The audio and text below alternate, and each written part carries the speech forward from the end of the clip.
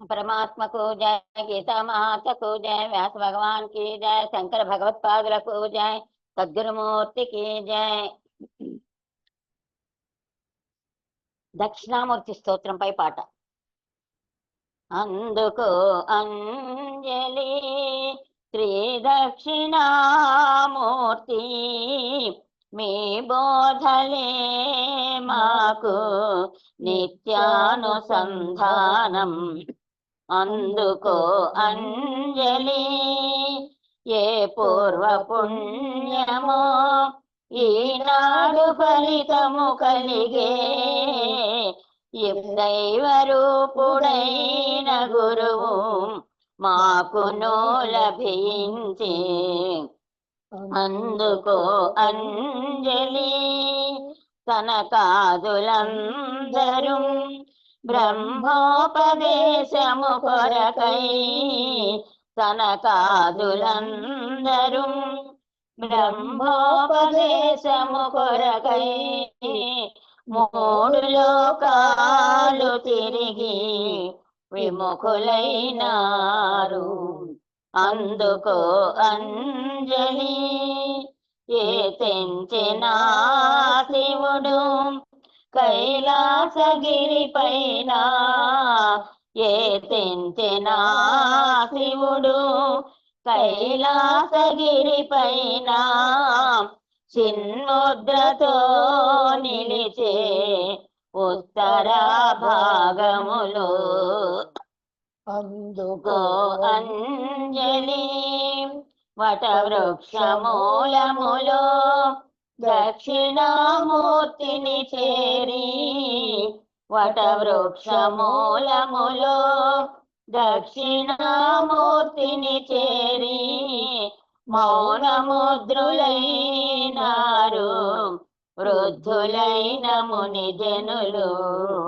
అందుకో అంజలి, అద్దములో కనిపించే బొమ్మలాంటిది జగతి, అద్దములో కనిపించే బొమ్మలాంటిది జగతి, అసలు లేనిదే జగతి నిదురలోని స్వప్నములా. అందుకో అంజలి, లేని దానినున్నటులా చూపించే మాయావిలా, లేని దానినున్నటులా చూపించే మాయావిలా, భగవంతుడే వెలిసే ఈ విశ్వరూపముగా.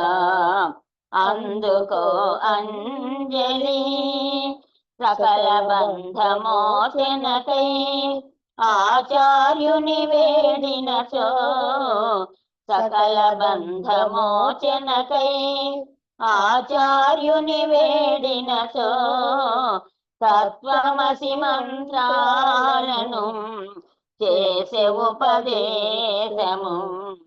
అందుకో అంజలి, కుండరంధ్రాల నుండి ప్రసరించే దీపములా, కుండరంధ్రాల నుండి ప్రసరించే దీపములా, ఇంద్రియ గోళాల నుండి ప్రసరించును చైతన్యం. అందుకో అంజలి, మనోబుద్ధులంతరించి ధ్యానించే తను మాయమో, మనోబుద్ధులంతరించి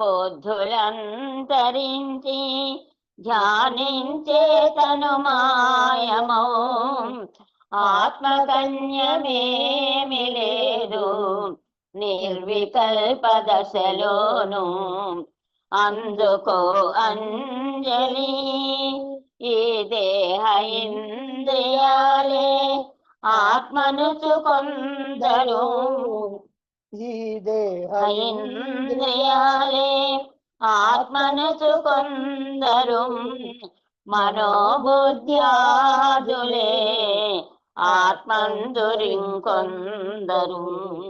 అందుకో అంజలి, శూన్యమేమో నిజమనుచు వాదించు బౌద్ధులు శూన్యమే నిజమనుచు వాదించు బౌద్ధులు భ్రాంతిమయులైన వీరు సత్యాన్ని కనలేరు అందుకో అంజలి గురుదేవుని పూజ చేసి గురు కృపను పొందినచో గురుదేవుని పూజ చేసి గురు కృపను పొందినచో మాయమోహాలు తొలగు పరమ గురుని బోధలతో అందుకో అంజలి పని చేయవింద్రియాలు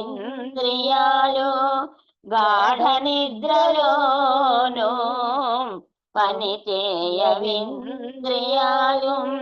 గాఢ నిద్రలోను అంతటా ఆత్మ వెలుగే అప్పుడక్కడున్నది అందుకో అంజలి పూల దృష్టి పోయినప్పుడే దారాన్ని చూడగలవు పూల దృష్టి పోయినప్పుడే దారాన్ని చూడగలవు దేహ దృష్టి పోయినప్పుడే శివరూపం కాగలవు అందుకో అంజలి దేహమేమో కార్యమైతే పరమాత్మే కారణమౌను దేహమేమో కార్యమైతే పరమాత్మే కారణమౌను కార్యమేమో అంతమౌను కారణమే నిజమౌను అందుకో అంజలి అష్టమూర్తి పూజగా గురు పూజను చేసిన అష్టమూర్తి పూజగా గురు పూజను చేసిన దైవానుభూతి కలిగి జీవభావమంతరించు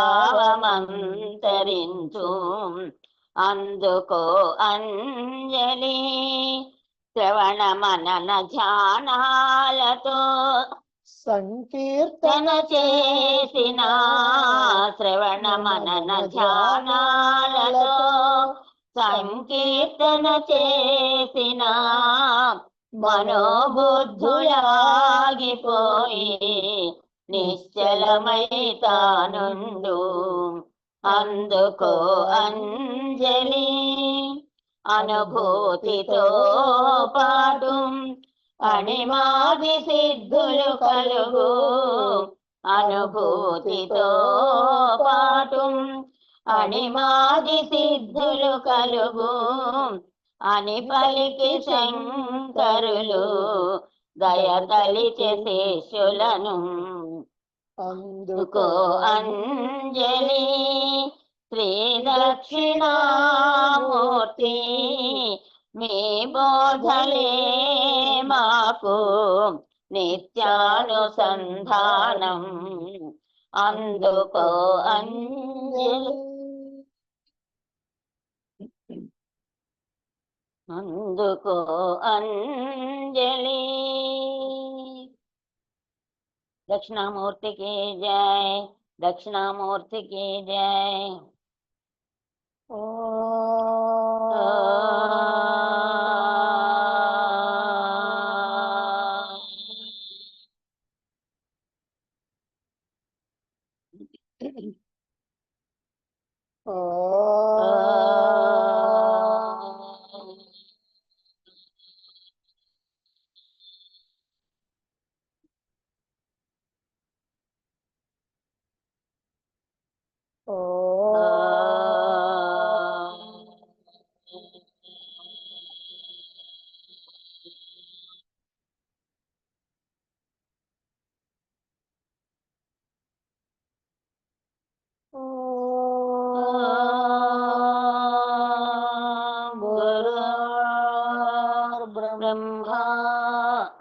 गुरुर्विष्णुः गुरुर्देवो महेश्वरः गुरुः साक्षात् परब्रह्म तस्मै श्री गुरवे नमः तस्मै श्री गुरवे नमः।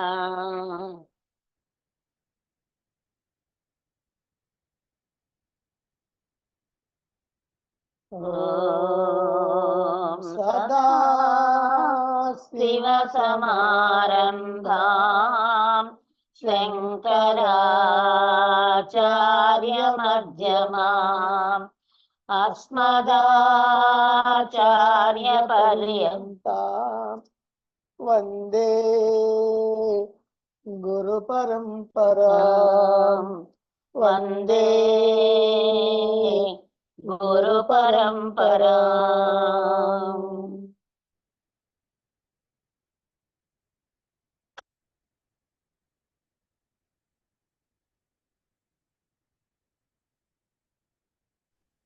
నమస్కారం గురువు గారు. నమస్కారం అమ్మా. 1 నుంచి 5 వరకు మంత్రాలు చూడండి. పురం ఏకాదశద్వారం పురం ఏకాదశద్వారం అజస్యా వక్రచేతసః అజస్య వక్రచేతసః అనుష్ఠాయన శోచతి అనుష్ఠాయన శోషతి విముక్తశ్చ విముచ్యతే విముక్తశ్చ విముచ్యతే ఏతత్వైతత్ ఏతద్వైతత్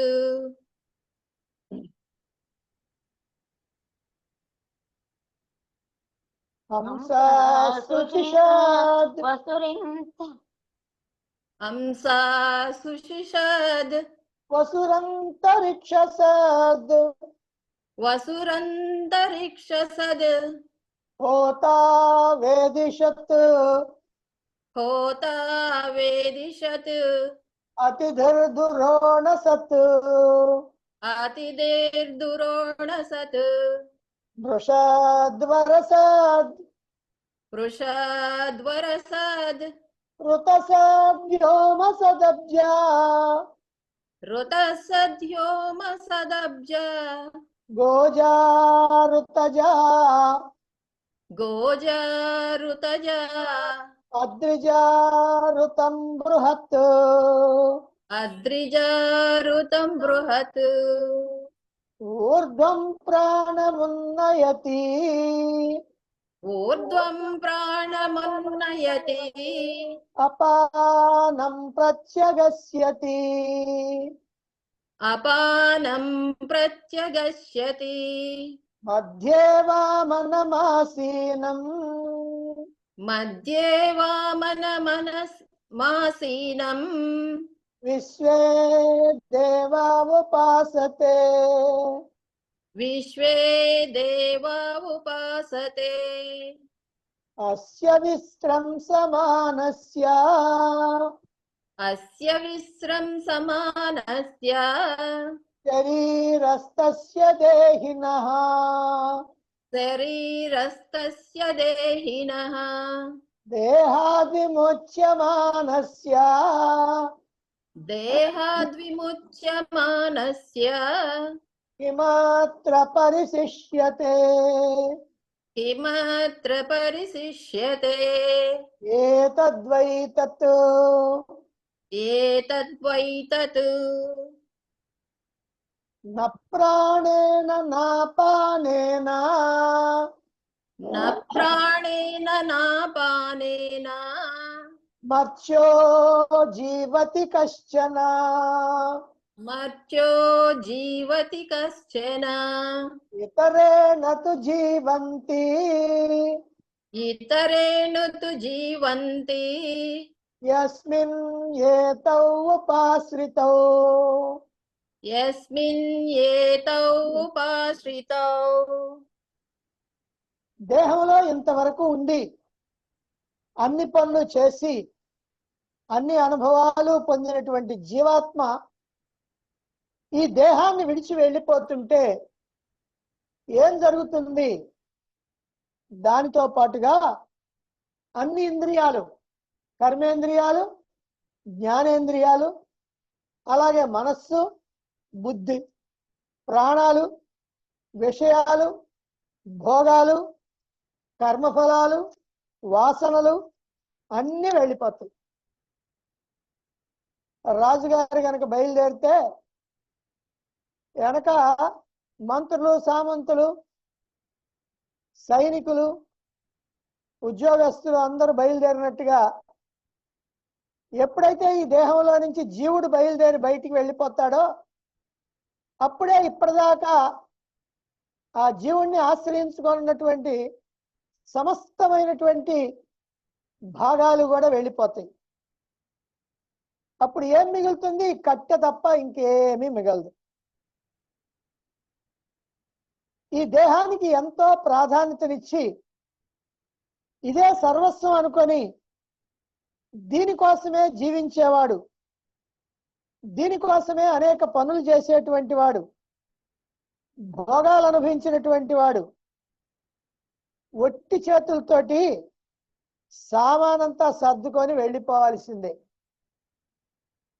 ఒక అద్దె ఇంటిలో నుంచి ఇంకొక అద్దె ఇంటికి పోయేవాడు ఎట్లయితే వాడి ఇంట్లో ఉన్నటువంటి సామానంతా సర్దుకొని వెళ్ళిపోతాడో అలాగే ఇక్కడ జీవుడు కూడా తన సామానంతా సర్దుకొని అందరినీ తీసుకొని బయటికి వెళ్ళిపోతా ఉంటాడు. అసలు వదిలిపెట్టి వెళ్ళిపోవటం కోసమే ఈ జీవితాన్ని వ్యర్థం చేసుకొని దిక్కులేనటువంటి వాడిలా వెళ్ళాల్సిందే. అంటే ఎవరైతే ఇదే శాశ్వతం అని అనుకుంటాడో, దీనితోనే నేను ఏదో ఆనందాన్ని అనుభవించాల, భోగాలు అనుభవించాల, సుఖాలు అనుభవించాలనుకుంటాడో అటువంటి వాడి ఆశలన్నీ నిరాశలై చివరికి దిక్కులేని వాడిలాగా ఈ దేహాన్ని వదిలిపెట్టి వెళ్ళాలి. అసలు ఏ మనిషి అయినా ఆహారం వల్ల బ్రతకటం లేదు, ప్రాణ అపానాల వల్ల బ్రతకటం లేదు, ఆత్మ వల్లనే బ్రతుకుతున్నారు. మనం ప్రాణం వల్ల బ్రతుకుతున్నాడు అనుకుంటున్నాం, అది నిజమే. కానీ ఆ ప్రాణశక్తి దేని వల్ల బ్రతుకుతున్నది? ఆత్మశక్తి వల్ల. అందుకని ప్రాణానికి కూడా ఆధారమైనటువంటి ఆత్మశక్తి వల్లనే ఇక్కడ జీవుడు జీవన చర్యలు సాగిస్తున్నాడు, జీవిస్తున్నాడు. ఇది ఎవరైతే గ్రహిస్తారో వాడు జ్ఞాని, ఇది గ్రహించలేకపోతే అజ్ఞాని. అసలు ఈ దేహాన్ని ఎందుకు తెచ్చుకున్నాం? యోగం కోసం, కలయిక కోసం, పరమాత్మతో కలయిక కోసం ఈ దేహాన్ని మనం తెచ్చుకున్నాం. ఈ దేహాన్ని అడ్డం పెట్టుకొని మనం పరమాత్మతో ఐక్యం కావాలి. వస్తూ వస్తూ తెచ్చుకున్నాం దేహాన్ని, పోతూ పోతూ వదిలిపెట్టి వెళ్ళిపోతాం. ఈ దేహాన్ని యోగం కోసం కనుక వినియోగించావా, ముక్తి కోసం వినియోగించావా, మోక్షం కోసం వినియోగించావా, జన్మ రాహిత్యం కోసం వినియోగించావా, శాశ్వత ఆనందం కోసం వినియోగించావా, అప్పుడు నువ్వు అవక్ర చేతస్సుడివి. ఇదే గుర్తుపెట్టుకోవాలి. ఎవరైతే తమ యొక్క దేహాన్ని మోక్షాన్ని అందుకోవటానికి వినియోగిస్తాడో అతడు అవక్ర చేతస్సుడు. అలాగాక ఈ దేహాన్ని ధన సంపాదన కోసమో, భోగాల కోసమో, సుఖాల కోసమో, వస్తువుల కోసమో, విషయాల కోసమో ఆరాటపడుతూ వాటి కోసం పరిగెడుతూ ఎవడైతే దేహాన్ని ఉపయోగించుకుంటాడో వాడు వక్ర చేతస్సుడు, వంకర బుద్ధి కలిగినటువంటి వాడు. ఇంతవరకు యమధర్మరాజు అయ్యా నీవు అడిగినటువంటి ఆత్మతత్వం ఇదేనని చెప్పి ఇప్పుడు మరణానంతరం ఆత్మ విషయం కావాలన్నావు కదా, నీ మూడవ కోరికగా మరణానంతరం ఆత్మ ఏమవుతుంది, ఉంటుందా పోతుందా, లోపల ఉంటుందా బయట ఉంటుందా అని అడిగావు కదా. ఇప్పుడు దానికి నేను సూటిగా సమాధానం చెప్పబోతున్నాను. 6వ మంత్రం చూడు అంటున్నారు.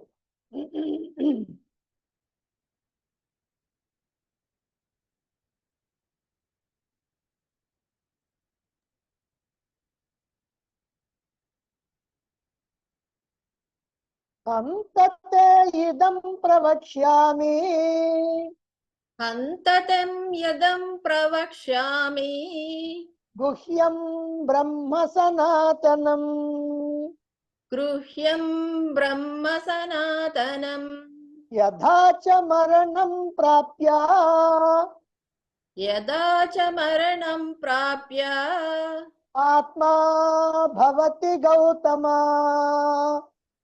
ఆత్మా భవతి గౌతమ.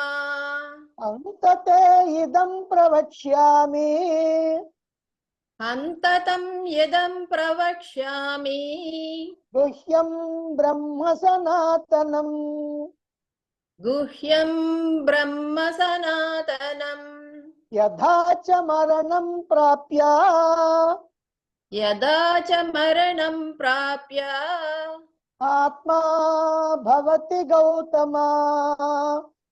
ఆత్మా భవతి గౌతమ. నమస్కారం గురుగారు.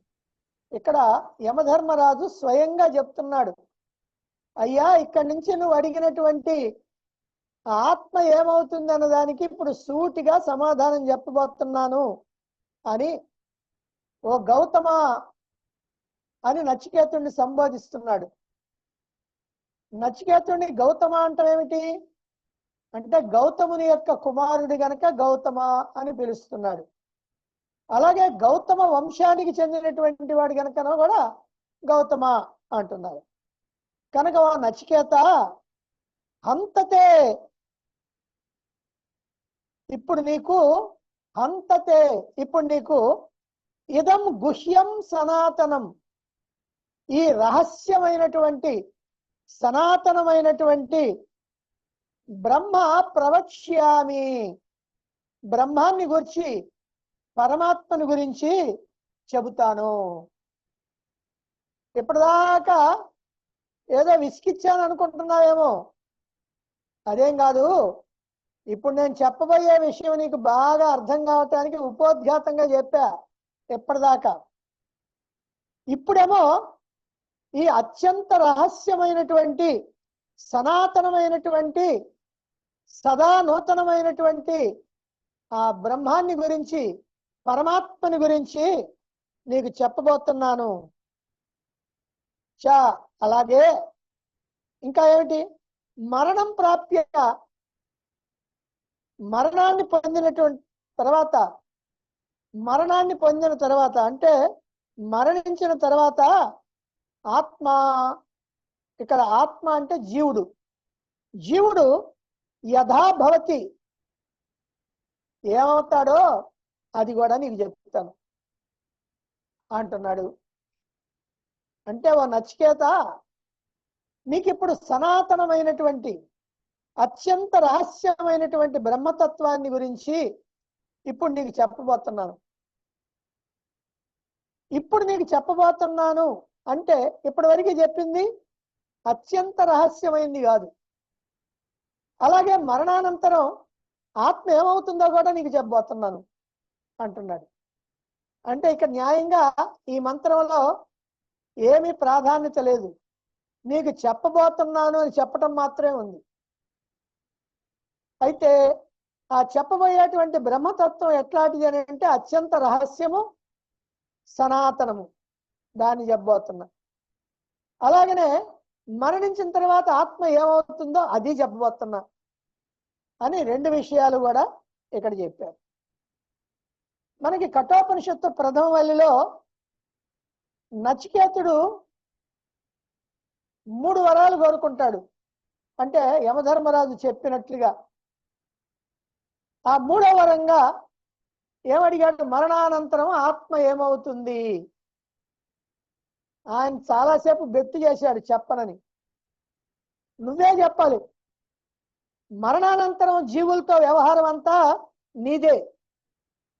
ఏ బ్రహ్మదేవుడో విష్ణువో ఈశ్వరుడో ఇంద్రుడో వాళ్ళకేం సంబంధం లేదు. వీళ్ళందరినీ మెడకి తాడేసి లాక్కపోయేది నువ్వే కదా. మరి నువ్వు లాక్కపోతే నీకే తెలుస్తుంది ఇక్కడ ఏం మిగులుతుంది, నువ్వేం లాక్కపోతున్నావు అనేటువంటి విషయం. కనుక అలా అడిగాడు అప్పుడు ముందు. అందుకని యమధర్మరాజు చెప్పటం మొదలు పెట్టాడు, కానీ ఆ ప్రశ్నకి సూటిగా సమాధానం చెప్పలా, కాస్త డొంక తిరుగుడుగానే చెప్పాడు. మరి ఇప్పుడేమో ఆ విషయాన్ని నీకు చెబుతున్నాను అంటున్నాడు. అంటే ఇంతవరకు చెప్పిందంతా ఏమిటి? అనవసరంగా చెప్పాడా? ఎందుకు చెప్పాడు అంటే మరణానంతరం ఆత్మ ఏమవుతుంది అనేటువంటి ప్రధాన విషయంలోకి ప్రవేశించడానికి ఇప్పటి వరకు చెప్పిందంతా ఒక ఉపోద్ఘాతం లాంటిది. ముందేమో నీకు వైరాగ్యం కావాలని గట్టిగా చెప్పాడు. వైరాగ్యం తర్వాత ఆత్మజ్ఞానం కూడా ప్రధానమని చెప్పాడు. ఆ ఆత్మజ్ఞానాన్ని అందుకోవటం ఎట్లాగా అనేటువంటి విషయము చెప్పాడు. ఇప్పుడు ఆత్మజ్ఞానాన్ని చెబుతున్నాడు. అంటే కావలసినటువంటి అర్హతలన్నీ కూడా పొందిన తర్వాత ఈ ఆత్మజ్ఞానాన్ని అందిస్తే చక్కగా అందుకుంటాడు అనే ఉద్దేశంతో ఇప్పటిదాకా ఉపోద్ఘాతం. అంటే ఆత్మజ్ఞానాన్ని అందుకోవటానికి ఏ అర్హతలు కావాలనో ఆ అర్హతలన్నింటినీ కూడా చెప్పాడు. సాధారణంగా మానవులంతా కూడా మరణ సమయం వచ్చిన తర్వాత నేను చచ్చిపోబోతున్నాను, అయ్యో నేను చచ్చిపోబోతున్నానే అని అనుకుంటా ఉంటాడు. అయితే ఇంతకు అతడు చనిపోతున్నాడా, దేహాన్ని వదిలిపోతున్నాడా? శాస్త్రం తెలిసినటువంటి వాడేమో నేను దేహాన్ని వదిలిపోతున్నాను అంటాడు. ఎందుకని? తాను దేహం కాదు, దేహములో ఉన్నటువంటి జీవుడు. కాబట్టి జీవుడిని అయినటువంటి నేను ఈ దేహాన్ని వదిలిపోతున్నాను అంటాడు శాస్త్రం తెలిసిన వాడు. శాస్త్రం తెలియని సామాన్యుడు ఏమంటాడు? నేను చచ్చిపోతున్నాను అంటాడు. అయితే ఎంతకీ చనిపోతున్నాడా, దేహాన్ని వదిలిపోతున్నాడా? సామాన్యుడు అనుకున్నట్టు చనిపోతున్నాడా, శాస్త్రం తెలిసినటువంటి వాడు అనుకున్నట్టుగా దేహాన్ని వదిలిపోతున్నాడా అనేటువంటిది ఒక సందేహం.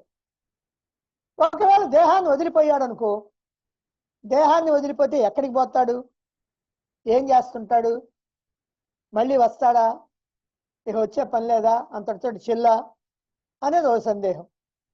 ఈ సందేహాలకు సరైనటువంటి సమాధానం చెప్పగలిగినటువంటి వాడు మృత్యుదేవత మాత్రమే. ఎందుకనంటే జీవుల యొక్క మరణాలతో పూర్తి సంబంధం పెట్టుకున్నటువంటి వాడు యమధర్మరాజే గనక ఆయనకంటే చెప్పగలిగినటువంటి వాడు వేరెవరు లేరు. అందుకని నువ్వే చెప్పాలయ్యా అన్నాడు. సరే, మరణించిన తర్వాత ఆత్మ ఏమవుతుంది అని అడిగేటువంటి ప్రశ్నలో ముందుగా మనం ఏం తెలుసుకోవాలంటే ఆత్మ అంటే శుద్ధమైనటువంటి ఆత్మ కాదు. ఆత్మ అంటే ఇక్కడ జీవుడు అని అర్థం, లేదా జీవాహంకారం అని అర్థం. ఉపనిషత్తు మంత్రాల్లో మీరు ఇప్పటికే గమనించి ఉంటారేమో, ఆత్మ అంటే ఒక చోట శరీరం అంటారు, ఆత్మ అంటే ఒక చోట మనస్సు అంటారు, ఆత్మ అంటే ఒక చోట బుద్ధి అంటారు. ఈ ప్రకారంగా ఆత్మ అంటే శరీరం అని, మనస్సు అని, బుద్ధి అని కూడా చెబుతారు. ఇక్కడేమో జీవుడు. ఇంతకాలము కూడా ఈ దేహంలో కూర్చొని దేహాన్ని వాడుకున్నటువంటి జీవుడు, అతన్నే ఆత్మ అన్నారు. అందుకని జీవాత్మ అని కూడా అంటారు. మరి అట్లా కాకుండా ఆత్మ అంటే శుద్ధ చైతన్యము అని గనక మనం అనుకుంటే అప్పుడు ఉపనిషత్తుల యొక్క భావానికి ఈ మంత్రం విరుద్ధమైపోతుంది. ఉపనిషత్తుల యొక్క భావం ఏమిటి?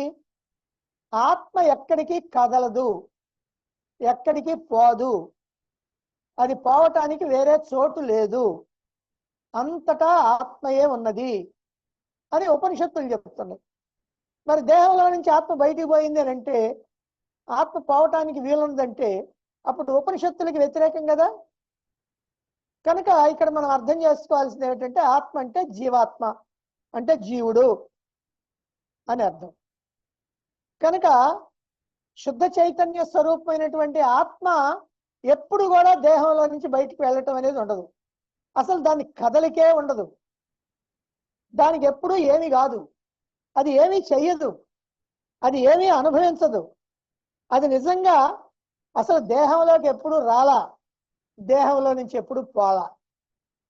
కనుక అసలైనటువంటి ఆత్మ వచ్చేది కాదు, పోయేది కాదు, ఒకప్పుడు ఉన్నది కాదు, ఒకప్పుడు లేనిది కాదు.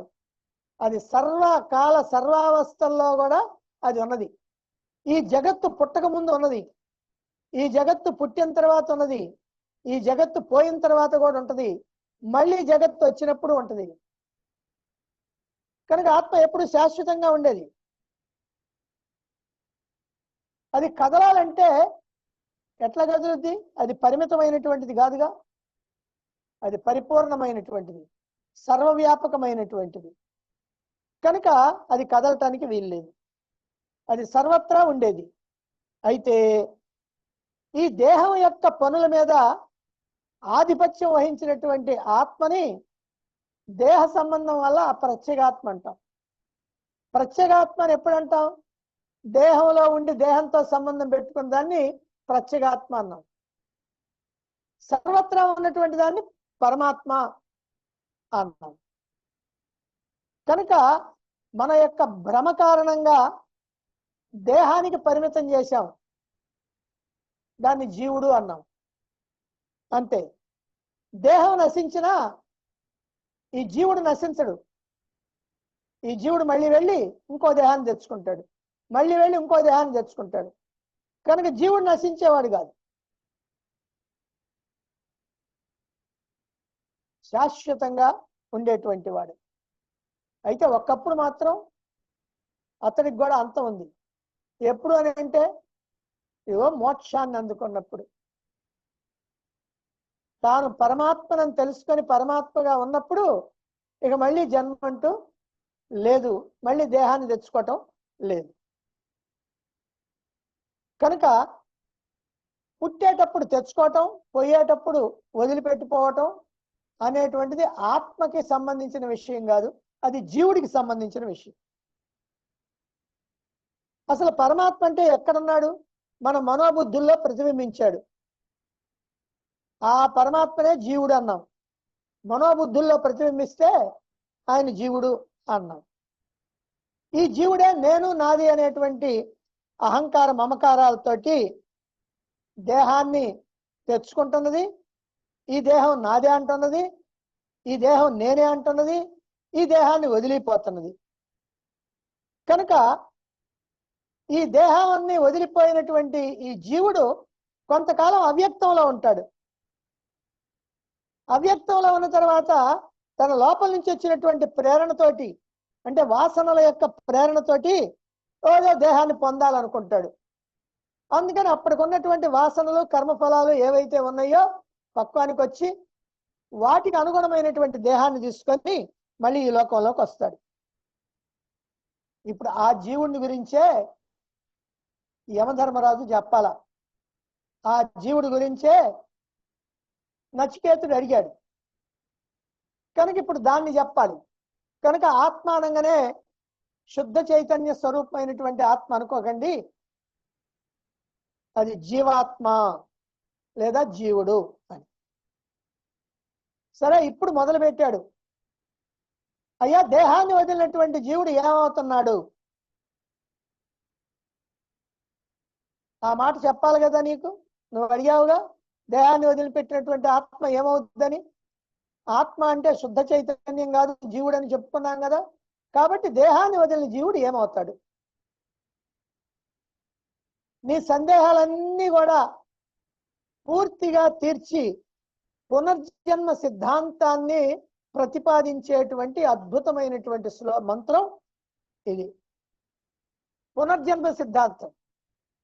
ఎందుకంటే కొంతమంది మళ్ళీ జన్మ లేదు, పోడు లేదయ్యా, అయిపోయి ఇంతే అని అంటారు. రకరకాలైనటువంటి వాళ్ళు ఈ లోకంలో ఉన్నారు. నాస్తికులు కానీ, హేతువాదులు కానీ, ఇంకా రకరకాలైన వాళ్ళు. సరే, ఏం చెప్తున్నాడో ఇప్పుడు చూడండి 7వ మంత్రం.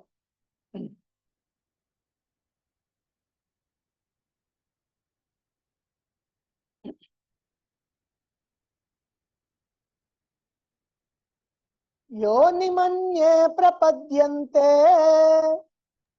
योनिमन्ये प्रपद्यन्ते శరీరత్వాయ దేహినః शरीरत्वाय देहिनः తానుమన్యేను సంయాతి तानुमन्येनु संयाति యథా కర్మ యథా శ్రుతం.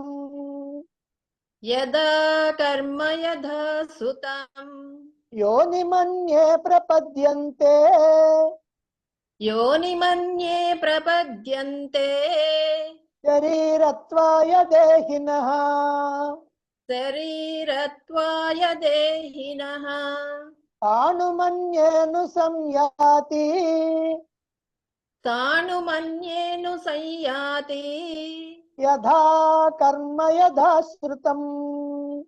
यदा कर्म यथा श्रुतं. నమస్కారం. యథా కర్మ యథా శ్రుతం. వారి వారి కర్మల్ని అనుసరించి, వారి వారి శాస్త్ర జ్ఞానాన్ని అనుసరించి. కాబట్టి ఎందుకు వస్తున్నారు మళ్ళీ లోకంలో కంటే? వాళ్ళ వాళ్ళ కర్మల్ని బట్టి, వాళ్ళ వాళ్ళ శాస్త్ర జ్ఞానాన్ని బట్టి.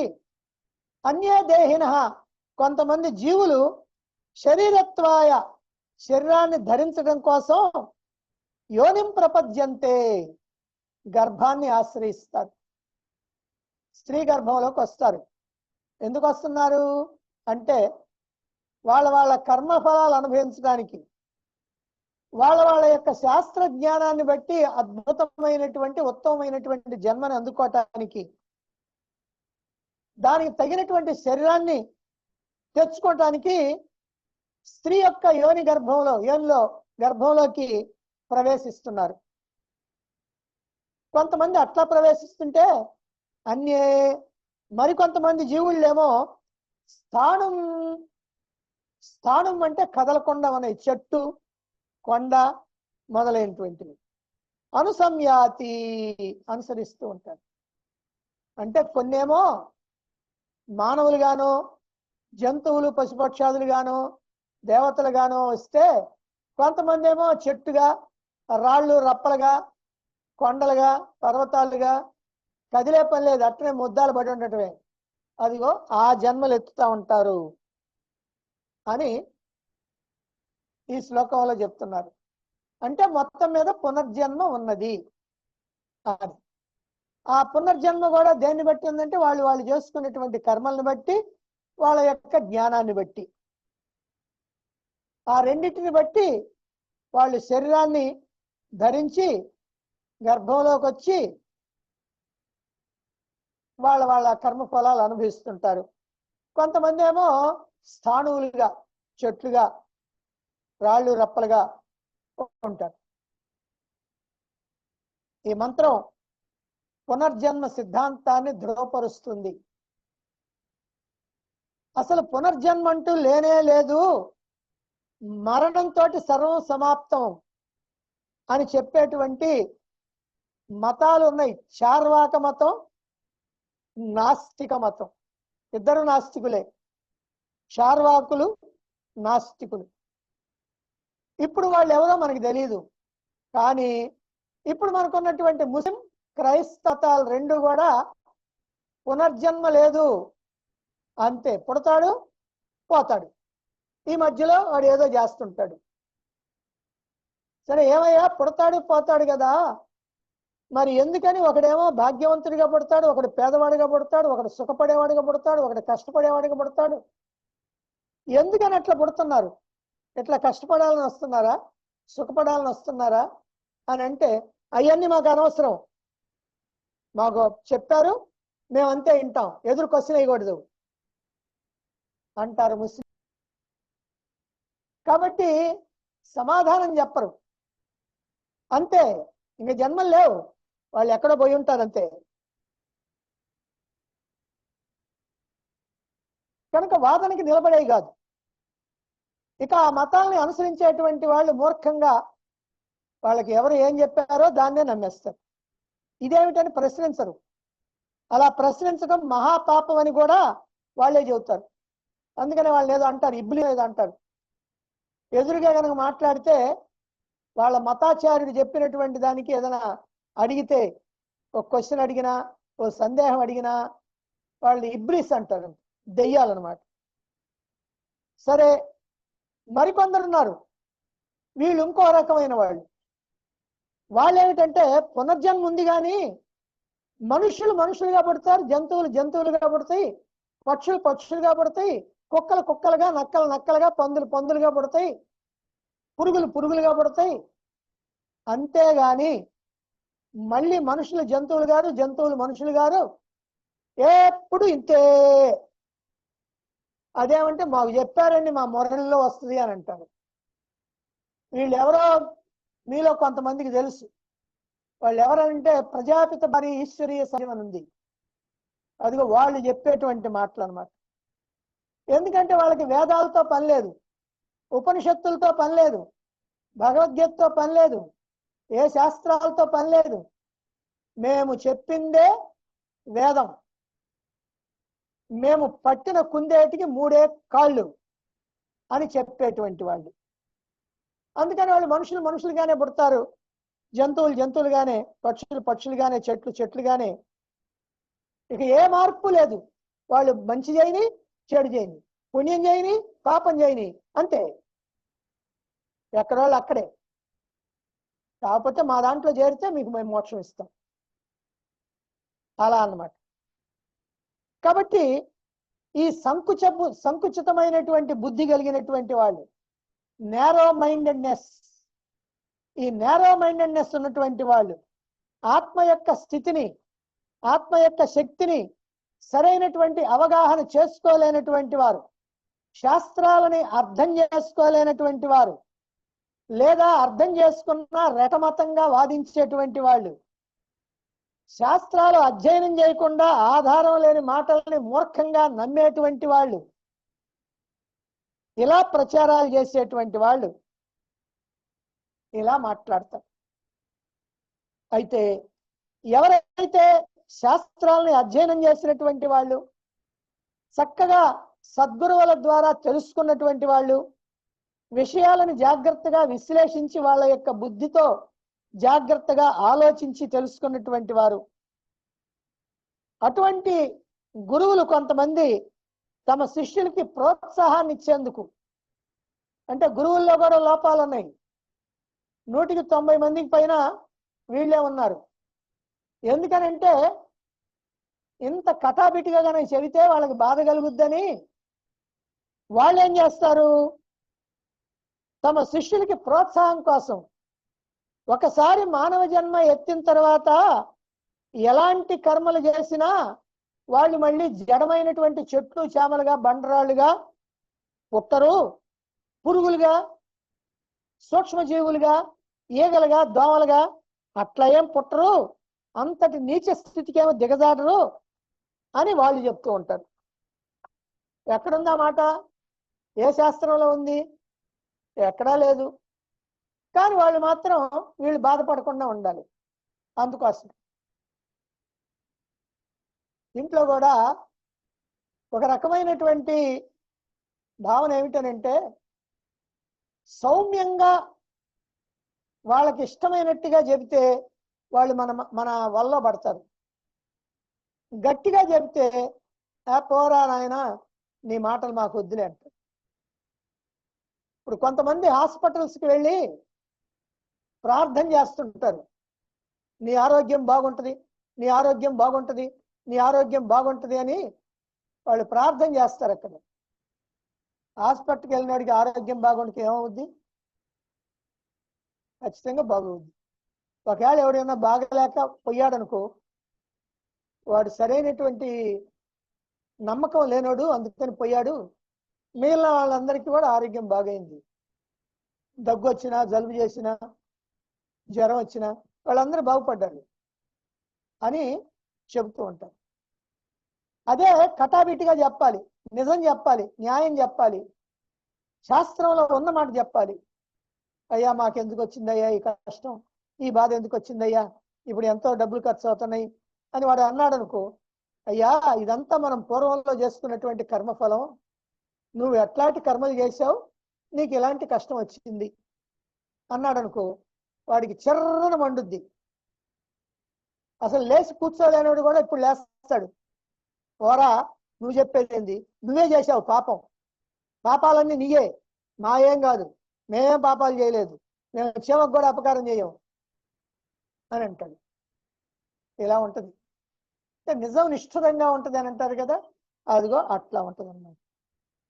ఇలాంటి భావాలన్నింటినీ కూడా ఈ మంత్రం నిర్ద్వందంగా ఖండించేస్తున్నది, మన కళ్ళు తెరిపిస్తున్నది. ఒకసారి మానవుడిగా జన్మించిన తర్వాత ఆ జీవుడు మానవ దేహంలో ఉండి చేసినటువంటి ఆలోచనలను బట్టి, చేసినటువంటి కర్మను బట్టి, తెలుసుకున్నటువంటి జ్ఞానాన్ని బట్టి, చేసినటువంటి సాధనలు బట్టి తిరిగి మానవుడిగాను జన్మించవచ్చు, పశుపక్షాదులుగాను జన్మించవచ్చు, చెట్లు చేమలుగా రాళ్ళు రప్పలుగా జన్మించవచ్చు, కొండలుగా పుట్టి వేల కొద్ది సంవత్సరాలు అలాగా పడి ఉండొచ్చు. లేదా వాళ్ళు గనక చక్కగా శాస్త్రాన్ని తెలుసుకొని పరమాత్మతో ఐక్యత కావటానికి కృషి చేసి ఓ సద్గురువుని ఆశ్రయించి ఆ గురువు ద్వారా సాధనలు చేసి ఉన్నట్లయితే అటువంటి వాడు అత్యున్నతమైనటువంటి మానవ జన్మని పొందుతాడు.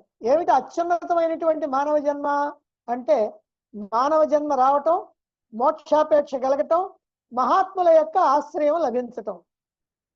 ఈ మూడు కనుకుంటే వాళ్ళది అత్యున్నతమైనటువంటి జన్మ. ఈ మూడు ఎవరికైతే ఉన్నాయో వాళ్ళు ఇంతకు ముందు జన్మలో ఇలా శాస్త్రాన్ని ఎంతో కొంత తెలుసుకున్నటువంటి వాళ్ళు, ఆ శాస్త్రం కోసం తప్పించినటువంటి వాళ్ళు, ఈ జ్ఞానాన్ని పొందాలని అనుకున్నటువంటి వాళ్ళు. కాబట్టి ఈ ధర్మ సూక్ష్మాన్ని అంగీకరించక పిచ్చి పిచ్చిగా వ్యవహారాలు చేసేటువంటి వాళ్ళు పెద్దలు చిన్నలు చాలా మంది ఉన్నారు. నిజంగా చూడండి, మనుషులు మనుషులుగానే, జంతువులు జంతువులుగానే కనుక పుడితే, భాగవతంలో గంధర్వుడేమో మొసలిగా పుట్టాడు, భక్తుడైనటువంటి రాజేమో ఇంద్రజమున రాజు అనేటువంటి వాడు గజరాజుగా పుట్టాడు. మనకు తెలుసు కదా గజమకర సంగ్రామం, ఏనుగు మొసలి, చివరికి ఆ ఏనుగు పోరాడి పోరాడి పోరాడి బలహీనమైపోయేటప్పుడు ఆ శ్రీహరిని ప్రార్థిస్తుంది, నీవే తప్ప నితప్పరం బెరగమన్యం పొందగుంది నేను కావవే ఈశ్వర సంరక్షించు భద్రాత్మక. అప్పుడు ఆయన సిరికింజప్పుడు శంకు చక్రము చేదో ఈ సంధింపడిని ఆయన పరిగెత్తుకుంటా వచ్చాడు శ్రీ మహావిష్ణు. మరి మొసలిగాను ఏనుగాను పుట్టినటువంటి ఇద్దరు కూడా ఒకళ్ళు గంధర్వులు, ఒకళ్ళు రాజులు, అట్లా పుట్టారు. సరే, మనకి జడభరతుడు ఉన్నాడు, రాజుగా ఉండి తపస్సు చేసుకోవడానికి వచ్చి ఆ అరణ్యంలో జింక పిల్ల బిడ్డని కానీ చనిపోతే ఆ పిల్లని పాపం ఎట్లా ఏయో నక్కలు కుక్కలు వచ్చి తింటాయి, అందుకని జాగ్రత్తగా నేనే పెంచుకోవాలని దాన్ని తీసుకొచ్చి పెంచుకున్నాడు. ఇక దాని గోళవే పొద్దుగుగులు, అది ఎక్కడికన్నా పోద్దేమో, ఏదన్నా దాన్ని ఏమన్నా చేస్తేమోనని ఎప్పుడు దాని వెనకాడితే ఉంటాడు. చివరికి అన్ని సున్నా చుట్టాడు, తపస్సు లేదు, విపస్సు లేదు. చివరికి చనిపోతూ కూడా నా జంకేమవుద్దో, నా జంకేమవుద్దో, నా జంకేమవుద్దో, పాపం ఎవరు దాన్ని రక్షిస్తారు అనుకుంటా పోయాడు. జంకగా పుట్టాడు, మరు జన్మలో జంకగా పుట్టాడు. మరి ఏమిటిది? ఇవన్నీ కూడా మనకేం చెప్తున్నాయి అంటే, మానవ జన్మ ఎత్తిన తర్వాత ఎప్పుడూ మానవ జన్మ ఎత్తారని గ్యారంటీ ఏమీ లేదు. పైకి పోవచ్చు, కిందకి పోవచ్చు. జంతువుగా నీచ జన్మలు ఎత్తచ్చు, మానవుడిగా సాధారణ జన్మ ఎత్తచ్చు, ఉత్తమోత్తమైనటువంటి మానవుడిగా అద్భుతమైనటువంటి మోక్షాన్ని అందుకోవటానికి అనుకూలమైనటువంటి దేహాన్ని పొంది రావచ్చు. అలాగే రామాయణంలో అహల్య బండరాయి అయింది. అహల్య అంటే మానవ జన్మేగా, ఆమె ఓ స్త్రీ, కానీ శాపవశాత్తు బండరాయి అయిపోయింది. కనుక ఇవన్నీ కూడా ఏం చెప్తున్నాయంటే వాళ్ళ వాళ్ళ కర్మల్ని బట్టి జన్మలు వస్తాయి అని చెప్తున్నాయి. జీవాత్మ ఈ మానవ దేహాన్ని అవసరమైనంత కాలం వాడుకొని ఇక తన అనుభవాలకి ఇది పనికిరాదని అనుకున్నప్పుడు ఆ దేహాన్ని వదిలిపెట్టి వెళ్ళిపోతుంది. అంటే తాను ఎంతకాలం అయితే ఈ దేహాన్ని వాడుకోవటానికి వీలవుతుందో అంతకాలం వాడుకుంటుంది. ఇక ఇది పనికిరాదు అనుకున్నప్పుడు ఈ దేహాన్ని వదిలిపెట్టి వెళ్ళిపోతుంది. వెళ్ళిన తర్వాత ఏమవుద్ది? కొంతకాలం అవ్యక్తంలో ఉంటుంది, తర్వాత ఏమో మరొక దేహాన్ని తీసుకొని మళ్ళీ ఈ లోకానికి వస్తుంది. జీవాత్మ కొంతకాలం అవ్యక్తంలో ఉంటుంది అన్నాం కదా. ఎలా ఉంటుందండి? భావనా రూపంలో ఉంటుంది. ఏదో మన కంటికి కనపడ్డట్టు ఉండదు, భావనా రూపంలో ఉంటుంది. అలా తేలియాడుతూ ఉన్నటువంటి భావనా రూపంలో తేలియాడుతున్నటువంటి జీవుడు తన సంచిత కర్మల నుంచి పక్వానికి వచ్చినటువంటి ప్రారంభ కర్మల ప్రకారం తగినటువంటి దేహాన్ని తీసుకొని ఈ లోకంలోకి వస్తాడు. అంతకుముందు లభించినటువంటి మానవ జన్మలో నికృష్టమైనటువంటి పనులు, హేయమైనటువంటి పనులు, సిగ్గులేనటువంటి పనులు, పశు ప్రవృత్తితో చేసేటువంటి పనులు చేసుంటే మళ్ళీ పశువుగా, మృగంగా బ్రతుకుతాడు. అలా కాకుండా దాన ధర్మాలు చేస్తూ నీతి న్యాయంతో జీవించే ఉంటే అప్పుడు అటువంటి వాడు ఒక ఉన్నతమైనటువంటి మానవ జన్మని ఎత్తుతాడు. అలా కాకుండా మరీ నీచంగా బ్రతికితే చెట్లు చేమలుగా జన్మిస్తాడు. అలా కాకుండా కొన్ని సత్కర్మలు చేస్తూ శాస్త్రాన్ని తెలుసుకుంటూ అలాగనుకున్నట్లయితే మళ్ళీ మోక్షాన్ని అందుకోవటానికి తగినటువంటి దేహాన్ని తీసుకొని తల్లి గర్భంలో ప్రవేశిస్తాడు. అక్కడ దేహం యొక్క రూపుదిద్దుకుంటాడు. ఇదంతా వాళ్ళ వాళ్ళ కర్మానుసారం జరుగుతుంది. అందుకనే మంత్రంలో ఏం చెప్పి యథా కర్మ యథా శృతం. యథా కర్మ అంటే వాళ్ళ యొక్క కర్మల ప్రకారం, యథా శృతం వాళ్ళు తెలుసుకున్నటువంటి జ్ఞానాన్ని బట్టి. కాబట్టి మనం చేసే కర్మలు బట్టి, మనం చేసేటువంటి తెలుసుకునేటువంటి జ్ఞానాన్ని బట్టి మనకి మళ్ళీ జన్మలు ఉన్నాయి. ఎలాంటి జన్మ కావాలో నువ్వు ఇప్పుడే నిర్ణయించుకో. నువ్వు బండరాయిగా పుట్టాలనుకున్నావా? నీ చేతుల్లోనే ఉంది. ఒక జంతువుగానో, పశువుగానో, పక్షిగానో, లేదా పురుగుగానో పుట్టాలనుకున్నావా? ఇప్పుడు నీ చేతుల్లోనే ఉంది. నాకు అయ్యన్న వద్దులేండి, మళ్ళీ మానవుడిగా పుట్టి ఏదేదో సంపాదించుకొని భోగాలు అనిపిస్తానంట, అది నీ చేతుల్లోనే ఉంది. వద్దండి, ఈ మానవ జన్మ వచ్చిందే మోక్షాన్ని అందుకోవటం కోసం, కాబట్టి నేను మోక్షాన్ని అందుకోవాల్సిందే అంటావా? నీ చేతుల్లోనే ఉంది. ఏమి లేదు, శాస్త్రాన్ని తెలుసుకోవటానికి ఒక సద్గురువుని ఆశ్రయించి ఆ సద్గురువు బోధించినటువంటి దాన్ని చక్కగా అర్థం చేసుకొని ఆయన చూపినటువంటి మార్గంలో సాధన చేస్తే చాలు, ఇంకేమి లేదు. కనుక సామాన్యమైన కర్మలు చేస్తే సామాన్యమైన జన్మలు వస్తాయి. ఉత్తమమైనటువంటి కర్మలు, ఉత్తమమైనటువంటి జ్ఞానాన్ని కనుక పొందితే ఉత్తములుగా, మహాత్ములుగా, భక్తులుగా, జ్ఞానులుగా ఇలా రకరకాలైనటువంటి అద్భుతమైనటువంటి జన్మలు వస్తాయి.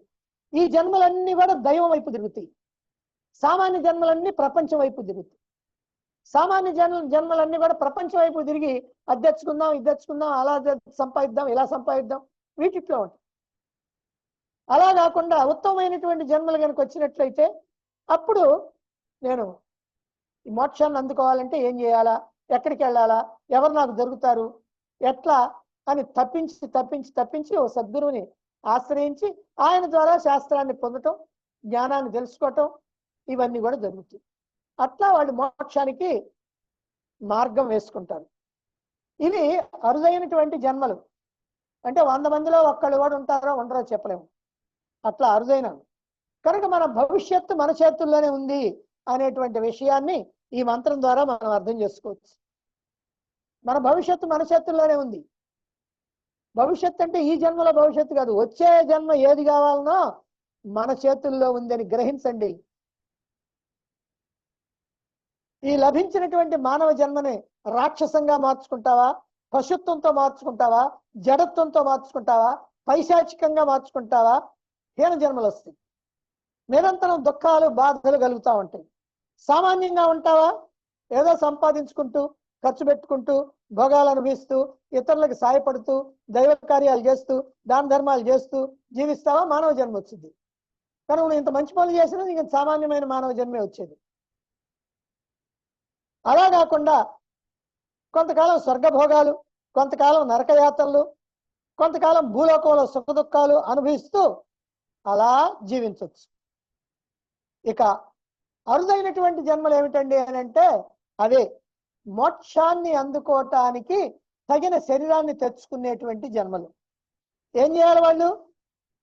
యథాశ్రుతం శాస్త్ర శ్రవణం చేయాలి. శాస్త్ర శ్రవణం చేయాలి. ఏమైనా మా పక్కింటి ఆయన దగ్గర నేను వింటున్నానండి, ఆహా అయి కాదు, ఒక సద్గురువు ద్వారా శాస్త్రాలు శ్రవణం చేయాలి. అప్పుడు ఏ మానవ జన్మలో నీకు మోక్షాపేక్ష కలిగి సద్గురువుని ఆశ్రయిస్తావో ఆ జన్మతో నీ ప్రయాణ సాధనం మారుద్ది.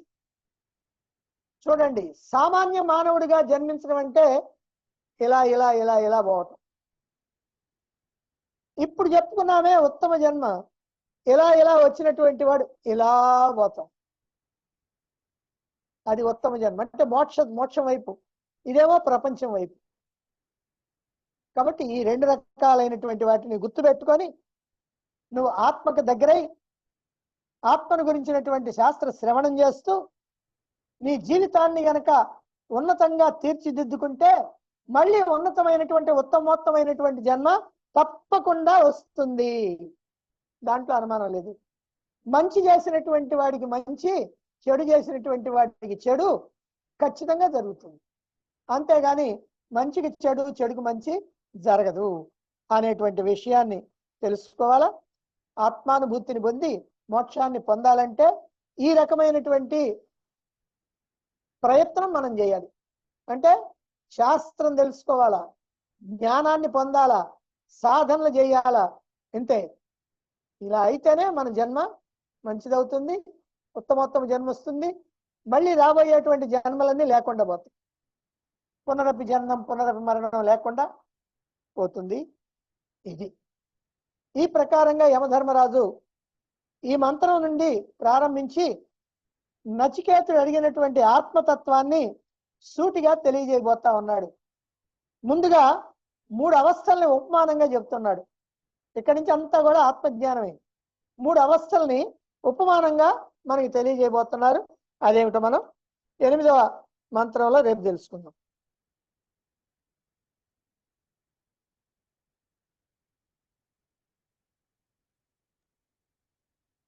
క్విజ్ ఏంటి ఇవాళ? రేపు కండక్ట్ చేయొచ్చు.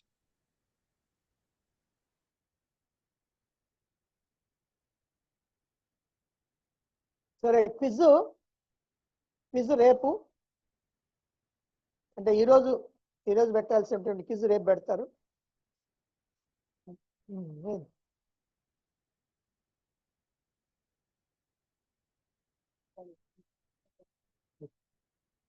ముందుగా ధ్యానం, ఆ తర్వాత మీ అభిప్రాయాలు.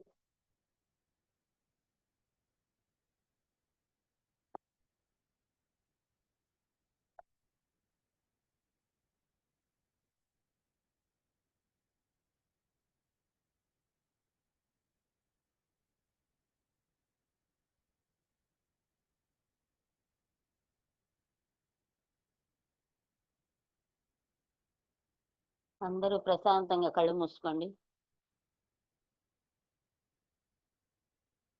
ఎడమ అరచేతిలో కుడి అరచేతిని ఉంచుకొని చిన్ముద్ర వేసుకొని 3 సార్లు దీర్ఘంగా శ్వాస తీసుకోండి.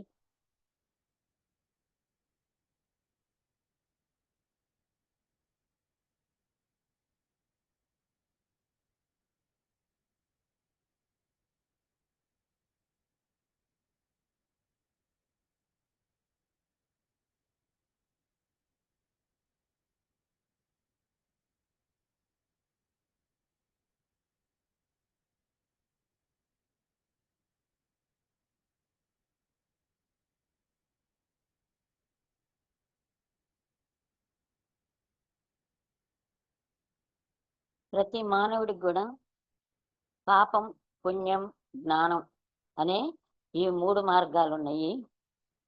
పాపం చేస్తేనేమో నరకలోకాలను అనుభవించి మళ్ళీ హీనాతిహీనమైనటువంటి జన్మలను ఎత్తుతారు. పుణ్యం చేస్తేనేమో స్వర్గాది లోకాలకి వెళ్ళి స్వర్గభోగాలను అనుభవించి ఆ తర్వాత సంచిత కర్మల్లో నుంచి ఏవైతే పక్వానికి వస్తాయో దాన్ని బట్టి మళ్ళీ మరుజన్మ వస్తుంది. కానీ మనం గనక ఈ జన్మలో జ్ఞానాన్ని పొందినట్లయితే, చివరి దాకా ఈ జ్ఞాన మార్గంలో ఉన్నట్లయితే ఈ జ్ఞానానికి సంబంధించినటువంటి జన్మ మాత్రమే వస్తుంది. ఇక్కడ జ్ఞానానికి సంబంధించినటువంటి జన్మ వచ్చి మళ్ళీ మరుజన్మలో కూడా ఈ జ్ఞానానికి సంబంధించినటువంటి మార్గంలోనే ఉండి ఇంతకు ముందు జన్మలో ఎంతవరకు అయితే సాధన చేశామో అక్కడి నుంచి మనం ఉన్నతమైనటువంటి సాధనలు చేయటానికి అనుకూలమైనటువంటి పరిస్థితులు మనకి అనుకూలమైతే అయితే ఆ అనుకూలమైన పరిస్థితులు కావచ్చు, వ్యతిరేకమైన పరిస్థితులు కావచ్చు. వ్యతిరేకమైన పరిస్థితులైనా అనుకూలమైన పరిస్థితులైనా ముందు జన్మలో చివరి దాకా ఈ జ్ఞాన మార్గంలో ఉండి సాధనలు చేసే వాళ్ళకి ఈ జన్మలో కూడా ఎటువంటి పరిస్థితుల్లోనైనా సరే ఈ సాధనా మార్గంలోనే నిలబడగలుగుతారు. ఈ సాధననే సాగిస్తారు, పట్టుదలతో ఉంటారు, జీవితాన్ని తృణప్రాయంగా భావిస్తూ ఉంటారు. దాని ప్రారంభం అది అనుభవిస్తూ ఉంటుంది. నేను చేయగలిగింది ఏమీ లేదు, నేను చేయాల్సింది సాధన, నా జన్మని నేను సార్థకం చేసుకోవాలంటే నేను నా సాధనని తీవ్రంగా సాగించాలి అనే పట్టుదలతోటి సాధనని సాగిస్తారు. ఏ పరిస్థితులు కూడా వాళ్ళని ఏమీ చెయ్యలేవు. కొంచెం సేపు చలించినప్పటికి కూడా తర్వాత మనసు సర్దుకుంటుంది, మళ్ళీ సాధన వైపే వాళ్ళ మనసు పరుగులు తీస్తూ ఉంటుంది. జ్ఞాన మార్గం అనేది ఎంత గొప్పదో ఇప్పుడు మనకి అర్థం కావాలి. జ్ఞాన మార్గం ఎంత గొప్పదో ఒకవేళ మనం అర్థం చేసుకోలేకపోయినప్పటికీ మనం కూర్చొని ప్రశాంతంగా ఆలోచిస్తే ఈ జ్ఞాన మార్గం అనేది ఎంత గొప్పదంటే మనకి ఎన్నో కోటాను కోట్ల జన్మలు ఎత్తాల్సినటువంటి జన్మలు ఎత్తే పని లేకుండా మోక్షాన్ని అందించేది ఈ జ్ఞాన మార్గం. అందుకే మహాత్ములైనటువంటి వాళ్ళు, గురువులైనటువంటి వాళ్ళు ఏమీ ఆశించకుండా ఈ జ్ఞానాన్నే ప్రచారం చేస్తూ వాళ్ళ జీవితాన్ని సార్థకం చేసుకుంటూ 10 మందిని కూడా ఉద్ధరించడానికే ప్రయత్నం చేస్తూ ఉంటారు. సాక్షాత్తు శ్రీకృష్ణ పరమాత్మే ఈ జ్ఞానాన్ని బోధించడానికి మనకి ఒక దేహాన్ని ధరించి ఈ లోకంలోకి ద్వాపర యుగంలో రావటం జరిగింది. కేవలం భగవద్గీతను బోధించి ధర్మాన్ని రక్షించడం కోసమే భగవానుడు దేహాన్ని ధరించి ఈ లోకంలోకి రావటం జరిగింది. కాబట్టి ఈ జ్ఞానం అనేది ఎంత గొప్పదో, ఎంత పవిత్రమైందో, ఎన్ని రకాలైనటువంటి జన్మల్ని మనకి ఎత్తకుండా మనకి సహాయపడుతుందో మనకి అర్థమవుతుంది. మనం ఏం చేస్తున్నాం అంటే కుటుంబంలో ఉండి వాళ్ళ కోసమని వీళ్ళ కోసమని పాపాలు చేస్తున్నాము, పుణ్యాలు చేస్తున్నాం. కానీ ఎవరికి ఎవరు కూడా తోడు లేరు, తోడు రారు, తోడు ఉండరు. మనం చేసిన పాప పుణ్యాలు మాత్రమే, జ్ఞానం మాత్రమే మనకి తోడుగా వస్తుంది. కాబట్టి ఈ జీవిత సత్యాన్ని తెలుసుకొని గనక మన జీవితాన్ని మనం సార్థకం చేసుకున్నట్లయితే ఈ పాప పుణ్యాల జోలికి పోకుండా కేవలం జ్ఞాన మార్గంలోనే మనం ప్రయాణం చేయగలుగుతాం. నువ్వు పాపం అనుభవిస్తుంటే ఎవ్వరు కూడా జాలిపడరు, పుణ్యం అనుభవిస్తుంటే ఎవరు కూడా ఈర్ష పడితే పడతారు, కానీ ఎవరు కూడా దానికి మనకి తోడుగా ఉండరు. మనకి పాపమైనా పుణ్యమైనా జ్ఞానమైనా తోడుగా ఉండేది ఒక్క భగవంతుడు మాత్రమే తోడుగా ఉంటాడు. ఈ విషయం మనకి ఎలా తెలుస్తుందంటే సద్గురువుల ద్వారా మాత్రమే తెలుస్తుంది. కాబట్టి సద్గురువులు తెలియజెప్పేటటువంటి జ్ఞానాన్ని మనం ఒక్క మాట కూడా అశ్రద్ధ చేయకుండా విని మనకు సాధ్యమైనంత వరకుగా మనం అర్థం చేసుకొని ఆచరించాలి. ఎవరి కోసం చెబుతున్నారు, ఎందుకోసం చెప్తున్నారు, సద్గురువులైనటువంటి వాళ్ళు వాళ్ళ జీవితాన్ని ఎందుకు త్యాగం చేస్తున్నారు, వాళ్ళకి దీనివల్ల వచ్చే ప్రయోజనం ఏంటి అంటే వాళ్ళు ఏ ప్రయోజనాన్ని ఆశించే వాళ్ళు కాదు, 10 మందిని తరింపజేయటం కోసం, ఈ మార్గంలో ప్రయాణం చేయించడం కోసమే వాళ్ళు వాళ్ళ జీవితాన్ని త్యాగం చేస్తూ ఉన్నారు. కాబట్టి త్యాగ జీవితమైనటువంటి జీవితాన్ని మనం కూడా అలవాటు చేసుకొని ఈ మార్గంలో మనం ప్రయాణం చేయాలి. ఈ పాప పుణ్యాలకి దూరంగా ఉండాలి. అయితే పాపం అయితే దూరంగా ఉంటాము, పుణ్యం అయితే దూరంగా ఎలా ఉంటామండి? పుణ్యం వల్లే కదా స్వర్గాది భోగాలు అనుభవించేది అనని మనకు అనుకోవచ్చు. కానీ స్వర్గభోగాలు అనుభవించినప్పటికి కూడా అవి అశాశ్వతమైనవి. ఎప్పుడైతే ఈ స్వర్గభోగాలు ఖర్చు అయిపోతాయో మళ్ళీ ఎలాంటి జన్మ వస్తుందో మనకు తెలియదు. నీచ జన్మ రావచ్చు, మంచి జన్మ రావచ్చు, అది మన చేతుల్లో లేదు. మన చేతుల్లో ఉన్నది ఏంటంటే జ్ఞానం మాత్రమే మన చేతుల్లో ఉంది, సాధన మాత్రమే మన చేతుల్లో ఉంది, ఆలోచన విధాన్ని మార్చుకోవటం మాత్రమే మన చేతిలో ఉంది, బుద్ధిని శుద్ధం చేసుకోవటం మాత్రమే మన చేతిలో ఉంది, మనసును పవిత్రం చేసుకోవటం మాత్రమే మన చేతుల్లో ఉంది. ఇవన్నీ కూడా మన చేతుల్లో పనులు.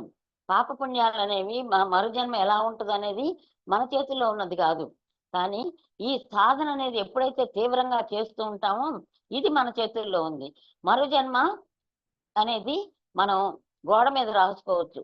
రేపటి జన్మ ఎలాంటిది కావాలో అంటే ఈనాడు మన చేతులను బట్టే, మనం చేసే కర్మలను బట్టే మరుజన్మ అనేది మనకు వస్తుంది. కాబట్టి అందరం కూడా జ్ఞాన సంబంధమైనటువంటి కర్మలను చేస్తూ, జ్ఞాన సంబంధమైనటువంటి సాధనలు చేస్తూ జీవితాన్ని కనుక సార్థకం చేసుకున్నట్లయితే మన జన్మ సార్థకం అవుతుంది, జీవితం చరితార్థం అవుతుంది. ఈ జన్మ ఎత్తాము, దుఃఖపడిన వాళ్ళు ఎవరూ లేరు. ఎందుకు ఈ జన్మ వచ్చింది, నేను ఎందుకు పుట్టాను అని బాధపడని వాళ్ళు ఈ ప్రపంచంలో మానవ జన్మ ఎత్తిన వాళ్ళు ఎవరు కూడా అనుకోకుండా ఉండరు. ఏ క్షణంలోనైనా సరే ఏదో ఒక క్షణంలో అనుకోవచ్చు. అది ఉన్నవాళ్ళు కావచ్చు, లేని వాళ్ళు కావచ్చు, పెద్దవాళ్ళు కావచ్చు, చిన్నవాళ్ళు కావచ్చు, కోటీశ్వరులు కావచ్చు, పేదవాళ్ళు కావచ్చు, వృద్ధులు కావచ్చు, యువకులు కావచ్చు, ఎవరైనా సరే జీవితంలో ఎప్పుడో ఒకసారి ఎందుకు నేను ఈ జన్మెత్తాను అని చెప్పి విరక్తి కలిగే సంఘటన ప్రతి ఒక్కళ్ళ జీవితంలో కూడా వస్తుంది. కానీ అలా విరక్తి కలగకుండా ఉండాలి, మన జీవితాన్ని సార్థకం చేసుకోవాలంటే తప్పనిసరిగా మనం మోక్షాన్ని పొంది తీరాల్సిందే. మోక్షాన్ని పొందితే అన్నిటి నుండి కూడా విడుదల పొందుతాం. మనం జైల్లో పెట్టినటువంటి ఖైదీ ఎలా ఆలోచిస్తాడంటే ఈ జైల్లో నుంచి ఎలా తప్పించుకోవాలి, ఎలా తప్పించుకోవాలి, ఎలా తప్పించుకోవాలి అని ఆలోచిస్తాడు. తను చేసినటువంటి పాపాన్ని గురించి ఆలోచించడు. ఎలా తప్పించుకోవాలి, ఎలా తప్పించుకోవాలి. జైల్లో ఎందుకు పెడతారు? ఏదో తప్పు చేస్తేనే పెడతారు, కానీ ఇంట్లో కూర్చున్న వాళ్ళని తీసుకెళ్లి జైల్లో పెట్టరు కదా. కానీ వాడు ఆ తప్పును గురించి ఆలోచించడు. ఎట్లయినా సరే జైల్లో నుంచి తప్పించుకోవాలి అని ఆలోచిస్తాడు. అలాగనే మనం కూడా ఏం చేశాము, ఏం పాపం చేశాము, ఈ జన్మ మనకు వచ్చింది అని మనం చేసినటువంటి పాపాన్ని గురించి మనం ఆలోచించకుండా మనం కూడా ఏమైనా సరే మనం మోక్షాన్ని పొందాలి అనుకుంటాం. మరి పాపాలు చేస్తూ మోక్షం పొందాలంటే ఎట్లా పొందుతాము? జైల్లో ఉన్నవాడు తప్పించుకోవడానికి ఎలాగైతే ప్రయత్నం చేస్తున్నాడో అలాగనే మనం కూడా ఈ జీవితం నుంచి, ఈ జన్మల నుంచి తప్పించుకోవడానికి అనుక్షణం కూడా ప్రయత్నం చేయాలి. అయితే జైల్లో ఉన్నవాడికి తాను జైల్లో ఉన్నానని సంగతి తెలుసు కాబట్టి తప్పించుకోవడానికి వాడు ప్రయత్నం చేస్తున్నాడు. కానీ మనము ఈ జన్మ కర్మ బంధంలో ఇరుక్కున్నాము, ఈ సంచిత కర్మల మూటను మోసుకొని వస్తున్నాము. ఎన్నో జన్మల నుంచి మనం ఈ పాప పుణ్యాలను మోసుకుంటూ వస్తున్నాము. ఎన్నో జన్మల్లో చేసినటువంటి ఈ మూటని మనం నెత్తిన పెట్టుకొని జన్మకి మనం ప్రయాణం చేస్తున్నాము అనే విషయం మనకు తెలియదు. ఎందుకు తెలియదంటే ఆ బరువు మనకు తెలియట్లా. ఆ సంచిత కర్మల యొక్క మూటను మోస్తున్నామే గాని బరువు తెలియట్లా. ఎందుకు బరువు తెలియట్లేదంటే అవి సూక్ష్మాతి సూక్ష్మమైనవి కాబట్టి, అవి బరువు ఉండవు కాబట్టి ఆ బరువు మనకు తెలియట్లా. అదే గనక భగవంతుడు ఈ మూటను మోసే ప్రయత్నం అలాంటి ఏర్పాటు కనుక చేసినట్లయితే ఎప్పుడోసారి మనం ఖచ్చితంగా ఈ మూటను మొయ్యలేక మూటను తప్పించుకునేటటువంటి ఆలోచన చేసేవాళ్ళం. కానీ మరి భగవంతుడు ఎందుకు ఇలా సూక్ష్మాతి సూక్ష్మంగా సంచిత కర్మల్ని తయారు చేసి మనం నెత్తిన పెట్టి ఆ బరువు తెలియకుండా ఈ ప్రపంచంలోకి పంపించి జన్మలు ఎత్తేటట్లుగా ఏర్పాటు చేశాడో మనకు తెలియదు. కానీ ఆ బరువే గనక సంచిత కర్మల మూట యొక్క బరువే గనక మనకు తెలిసి ఆ బరువును గనక మనం నెత్తిన పెట్టుకొని ఒక జన్మ నుంచి ఒక జన్మకి ప్రయాణం చేస్తూ ఉంటే, అమ్మో ఈ బరువు నేను మొయ్యలేను, ఈ బరువు దించుకునే మార్గం ఏమిటి అని ప్రతి ఒక్క మానవుడు కూడా ప్రయత్నం చేసేవాడే. కానీ బరువు తెలియట్లేదు కాబట్టి మానవులు ఎవరు కూడా ఈ ప్రయత్నం చేయట్లేదు. ఏదో పూర్వజన్మలో సుకృతం ఉన్నటువంటి వాళ్ళు మాత్రమే ఈ జ్ఞాన మార్గంలోకి వస్తున్నారు కానీ అందరూ కూడా ఈ జ్ఞాన మార్గంలోకి రావట్లా. ఎందుకంటే ఏం చేస్తున్నారో దానివల్ల ఏం ఫలితం వస్తుందో అనే విషయాన్ని తెలుసుకోవట్లా. ఈ రోజు బాగుంటే చాలు, ఇవాళ భోగాలు అనుభవిస్తే చాలు, రేపు భోగాలు అనుభవిస్తే చాలు, ఈ జన్మకి భోగాలు అనుభవిస్తే చాలు అని భోగాల వైపుకి మనసును మరలిస్తున్నారే గాని ఈ భోగాలనేవి రోగాలకు దారితీస్తాయని కానీ మళ్ళీ మరు జన్మలకు దారితీస్తుందని కానీ ఎవ్వరు కూడా ఆలోచించట్లా. నేను మొన్న ఫంక్షన్ జరిగినప్పుడు ఒకళ్ళిద్దరిని అడిగాను, ఇంత ఫంక్షన్లో నేను ఆత్మను అనే విషయం ఎవరికైనా గుర్తొచ్చిందా అని అడిగితే వాళ్ళు అన్నారు, నిజంగా గుర్తు రాలేదు కానీ ఎదురుగా గురువు గారు ఉన్నారు కాబట్టి గురువు గారిని చూడంగానే నేను ఆత్మను అనే విషయం నాకు గుర్తొచ్చింది అని అన్నారు. అంటే అట్లానైనా నేను ఆత్మను అనే విషయాన్ని గుర్తుకు తెచ్చుకున్నారు అంటే అది చాలా గొప్ప విషయం. అంత గందరగోళంలో, అంత మనల్ని మనం మర్చిపోయే సమయంలో కూడా నేను ఆత్మను అనే విషయం గురువు గారిని చూసి గుర్తొచ్చిందంటే అది కూడా గొప్ప విషయమే. అసలు రాని దానికంటే ఇది ఒక గొప్ప విషయం. అందుకే మనం ఎప్పుడు కూడా సద్గురువుని తలుచుకుంటూ ఉండాలి, సద్గురువు చెప్పినటువంటి జ్ఞానాన్ని తలుచుకుంటూ ఉండాలి, సద్గురువులు బోధించినటువంటి మార్గంలో ప్రయాణం చేయాలి, వాళ్ళు చూపించినటువంటి సాధనలు మనం తప్పనిసరిగా చెయ్యాలి. ఎందుకు చెయ్యాలంటే వాళ్ళని మనం సాధన చేస్తే ఎవరికో ఏం ప్రయోజనం లేదు, మనం సాధన చేస్తే మనకు ప్రయోజనం. మనం తిండి తింటే మనకి కడుపు నిండుతుంది కానీ ఎదుటి వాళ్ళకి కడుపు నిండదు. అలాగే సాధన మనం చేసినట్లయితే మన జన్మ సార్థకం జరుగుతుంది. ఇలా ప్రతిరోజు కూడా మనం సాధన విడవకుండా చేసినట్లయితే అదే మనని పరమాత్మకి దగ్గర చేస్తుంది. పరమాత్మకి దగ్గర అవుతున్నామంటే ఈ జన్మలకి దూరం అవుతున్నామని గుర్తు. ఎన్ని జన్మలు ఎత్తినా ఏమి చేసినా ఈ దుఃఖాలు, బాధలు, కష్టాలు, అసంతృప్తి, అన్యాయాలు ఇవన్నీ కూడా తప్పవు. అవి చూసి సహించగలిగిన వాళ్ళు ఉంటారు, సహించలేని వాళ్ళు ఉంటారు. కాబట్టి వీటన్నిటిని కూడా మనం తప్పించుకొని హాయిగా ప్రశాంతంగా పరమ పవిత్రమైనటువంటి ఆత్మస్వరూపంగా ఉండాలంటే ఈ సాధనలు చేసి తీరాల్సిందే. నేను దేహాన్ని కాదు, నేను మనసుని కాదు, నేను బుద్ధిని కాదు. మరి ఈ మూడు నేను కానప్పుడు ఈ మూడిటితో నేను తాదాత్మ్యం చెంది ఉన్నాను అంటే ఈ మూడు నేను కాదు కాబట్టి నేను ఈ మూడిటిని విడిచిపెట్టాలి. విడిచిపెట్టాలంటే ఎలా విడిచిపెడతాం? విడిచిపెట్టడానికి వీల్లేదు. అంటే దానితో ఉన్నటువంటి తాదాత్మ్యాన్ని విడిచిపెట్టాలి. ఎప్పుడైతే ఈ దేహ మనోబుద్ధులతో ఉన్నటువంటి తాదాత్మ్యాన్ని విడిచిపెడతామో మన స్థితిలో మనం ఉండగలుగుతాం. అయితే మన స్థితిలో మనం ఉన్నాము, ఎప్పుడున్నాము, ఎట్లా ఉన్నాము, దీనికి గుర్తేంది, నాకు దీనికి ఆధారం ఏంది అంటే ఎప్పుడైతే నిజంగా నువ్వు సాక్షి భావం చేశావో మనసు ప్రశాంతంగా ఉంటది, ఏ బరువు ఉండదు, హాయిగా ఉంటది, ఆనందంగా ఉంటది. మళ్ళీ మళ్ళీ మళ్ళీ మళ్ళీ ఆ అనుభవం పొందాలి అని మనకే అర్థం అవుతుంది. ఎప్పుడైతే నీకు ఆ భావన వచ్చి ఆ అనుభవం కలిగిందో అదే నువ్వు నిజమైనటువంటి సాక్షిగా ఉన్నట్టు మనకు అర్థమవుతుంది. ఆ నిజమైన సాక్షిగా ఉన్న ఆ ఒక్క క్షణంలో ఎలాంటి అద్భుతమైనటువంటి అనుభూతి కలిగిందో దాన్ని నిలబెట్టుకోవటం కోసమే మళ్ళీ మళ్ళీ మళ్ళీ మళ్ళీ మనం సాధన చేయాలి.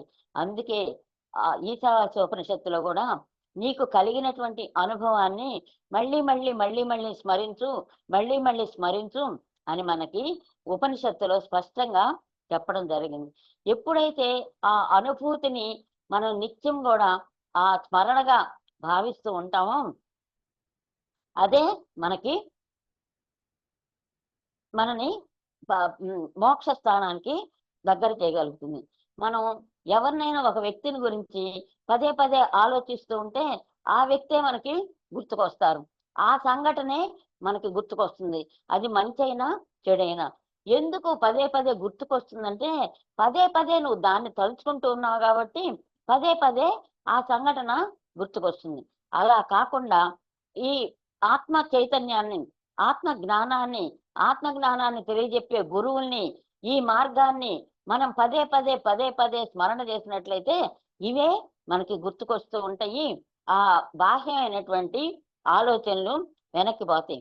కాబట్టి ఎప్పుడైతే మనం జన్మను సార్థకం చేసుకోవాలి అనేది ముందుగా మనం నిర్ణయించుకోవాలి. ఆ జన్మల యొక్క అస్తిత్వాన్ని, అశాశ్వతాన్ని మనం మనసుకి బాగా పట్టించాలి. ఈ జన్మలన్నీ కూడా అశాశ్వతం, మోక్షం అనేది శాశ్వతం. కాబట్టి నాకు మోక్షానందం కావాలి కానీ ఈ అశాశ్వతమైనటువంటి ఆనందం నాకు అక్కర్లేదు. అశాశ్వతమైనటువంటి ఆనందాన్ని ఇచ్చినప్పటికీ కూడా అది తాత్కాలికమే గాని శాశ్వతమైనది కాదు. శాశ్వతమైనది మోక్షానందం. కాబట్టి శాశ్వతమైనటువంటి ఆనందాన్ని నేను పొందాలి అని మనసుకు బాగా ట్రైనింగ్ ఇచ్చి ఆ శాశ్వతమైనటువంటి ఆనందం యొక్క గొప్పతనాన్ని గనక మనం మనసుకు పట్టించినట్లయితే పదే పదే మనకు అదే గుర్తుకొస్తూ ఉంటుంది. ఎప్పుడైతే అదే గుర్తుకొచ్చిందో దానికి తగ్గ సాధనలు చేస్తూ ఉంటాము, ఆ ఆనందాన్ని మనం అనుభవిస్తూ ఉంటాము. ఎప్పుడైతే ఆత్మానందం అనుభవానికి వస్తుందో మనకి ఈ ప్రాపంచికమైనటువంటి ఆనందం యొక్క అశాశ్వతం మనకు వెంటనే అర్థమైపోతుంది. అశాశ్వతమైనటువంటి ఆనందం నిజమైంది కాదు, శాశ్వతమైందే నాకు నిజమైంది అని మనకి మనమే నిర్ణయించుకోగలుగుతాం. ఇది ఎంతమంది చెప్పినా, ఎవరు చెప్పినా, ఎవరికి వాళ్ళు నిర్ణయించుకున్నప్పుడు మాత్రమే అది గట్టి పడుతుంది కానీ మనం చెప్పినంత మాత్రాన అది గట్టిపడదు. ఎవరికి వాళ్ళు విచారణ చేసుకుంటేనే ఆ ఆనందం అనేది గట్టిపడుతుంది, ఆ గొప్పతనం అనేది గట్టిపడుతుంది. కాబట్టి ఎవరికి వాళ్ళు విచారణ చేసుకొని జీవితాన్ని సార్థకం చేసుకోవడానికి అనుక్షణం కూడా ప్రయత్నం చేయాలి. ఇంకా ఏం సుఖభోగాలు అనుభవిస్తాం, ఇంత వయసు వచ్చేసింది, ఇంకా ఏం అనుభవిస్తాం, కూర్చుంటే లేవలేము, లేస్తే కూర్చోలేము, ఒకళ్ళ మీద ఆధారపడి బ్రతుకుతున్నాము. ఇప్పటికైనా సరే నా జీవితాన్ని నేను సార్థకం చేసుకోవాలి అని గనక మనం నిర్ణయించుకున్నట్లయితే తప్పకుండా కూడా మనం ఈ మార్గంలో ప్రయాణం చేయగలుగుతాం. ఎప్పుడైతే ఆ దేహం దృఢంగా ఆరోగ్యంగా ఉంటుందో అప్పుడు మాత్రమే మన సాధన సక్రమంగా సాగుతుంది. ఎప్పుడైతే దేహం బలహీనపడుతుందో, ఆరోగ్యం కొంచెం ఇబ్బంది కలిగిస్తుందో అప్పుడు మనం సాధనని సాగించలేం. కాబట్టి అన్ని పరిస్థితులు బాగున్నప్పుడు మాత్రమే ఈ సాధన చేసినట్లయితే, ఒకవేళ పరిస్థితులు బాగలేకపోయినప్పటికి కూడా ఈ సాధన బలమే మనని నడిపిస్తుంది అని మనం అర్థం చేసుకొని ఎవరికాళ్ళు విచారణ చేసి ఒకళ్ళు చెప్పింది విన్న తర్వాత మళ్ళీ మనం విచారణ చేసుకొని దాన్ని గట్టిపరుచుకొని ఈ మార్గంలో ప్రయాణం చేసినట్లయితే మనం తప్పకుండా సాధనా మార్గంలో ప్రయాణం చేయగలుగుతాము. అలా సాధనా మార్గంలో ప్రయాణం చేసి మన జీవితాన్ని సార్థకం చేసుకుందాం. హరి ఓం.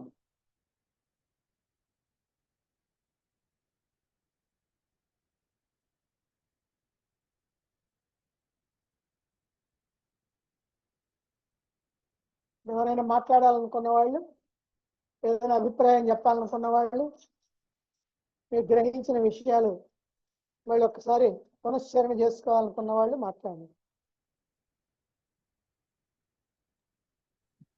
శ్రీ బిందు గారు. శ్రీ గురుభ్యో నమః అండి. జయ శ్రీరామ్. గురు పరమాత్మ మీకు నమస్కారం అండి. అమ్మగారు మీకు నమస్కారం అండి. నుదుటి మీద బొట్టు పెట్టుకున్న దానికి గుర్తు పునర్జన్మ సిద్ధాంతం ఉందని ఎరిగి ఉండడం అని నేను విన్నానండి. అందుకని అందరూ నుదుటి మీద కుంకుమ బొట్టు పెట్టుకుంటే మనము ఎంతో జాగ్రత్తగా నడుచుకోవాలి, మనకు పునర్జన్మ అంటూ ఉంది, ఈ జన్మలో మనం ఏం చేస్తామో అది మనం క్యారీ ఫార్వర్డ్ అవుతుంది, మనం జాగ్రత్తగా నడుచుకోవాలన్న దానికి గుర్తు అనమాట. ఆడవాళ్ళు అంటే సాధారణంగా పెట్టుకుంటారు. అందుకే చిన్నప్పటి నుంచి కూడా మన పిల్లలకి పెట్టుకుంటే మంచిదని చెప్తే ఇలాగా అని అదొకటి విన్నాను. తర్వాత కంచి పరమాచార్య 68వ పీఠాధిపతి శ్రీ శ్రీ చంద్రశేఖరేంద్ర పీఠాధిపతి స్వామివారు దగ్గరికి ఒక ఫారినర్ వచ్చిందండి. ఆవిడ వచ్చి పునర్జన్మ సిద్ధాంతం ఉందని నేను ఎలా నమ్మాలి, నాకు నమ్మకం లేదు అని అంటే, ఆయన ఒకటే మాట, ఎదురుకుండా ఉన్న ప్రసూతి వైద్యశాలకు వెళ్ళి సాయంత్రం నా దగ్గరికి రామ్మా, అక్కడికి వెళ్ళి వచ్చి అని చెప్తే ఆవిడ వెళ్తే ఆ కారిడార్ లో, అంటే చాలా చాలా గదులు ఉంటాయి కదండి, AC, deluxe room, regular and labour, ఇది అంతా.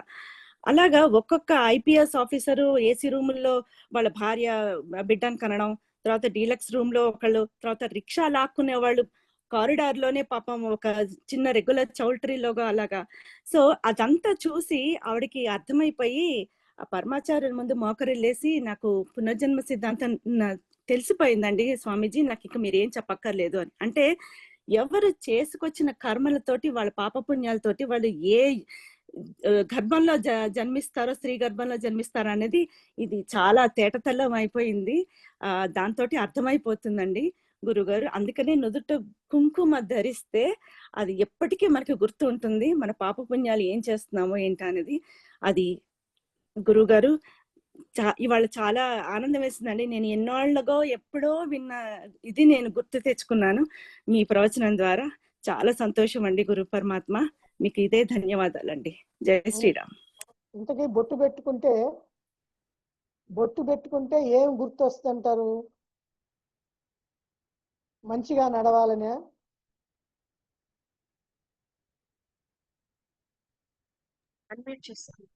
యా, భగవంతుడి మీద మనకి ఉంది అని చెప్పేసి అని మన గురువు గారు, అంటే మనం ఇప్పుడు మీలాగా ప్రవచనాలు వినడానికి మనకి అందరికీ రాదు కదండి, అందరికీ రాదు కదా అవకాశము. అసలంటూ భగవంతుడి మీద మనకి నమ్మకం ఉందని చెప్పేసి నాకు గుర్తు. పెద్దవాళ్ళు ఎవరైనా కూడా ఇలా చెప్పిన వాళ్ళు ఉంటే కనుక, ఇలాగ బొట్టు పెట్టుకుంటే సిద్ధాంతం అది ఉంది అని చెప్పేసి అని, అందుకని తెలుసుకుంటారని చెప్పేసి అని. అలాగే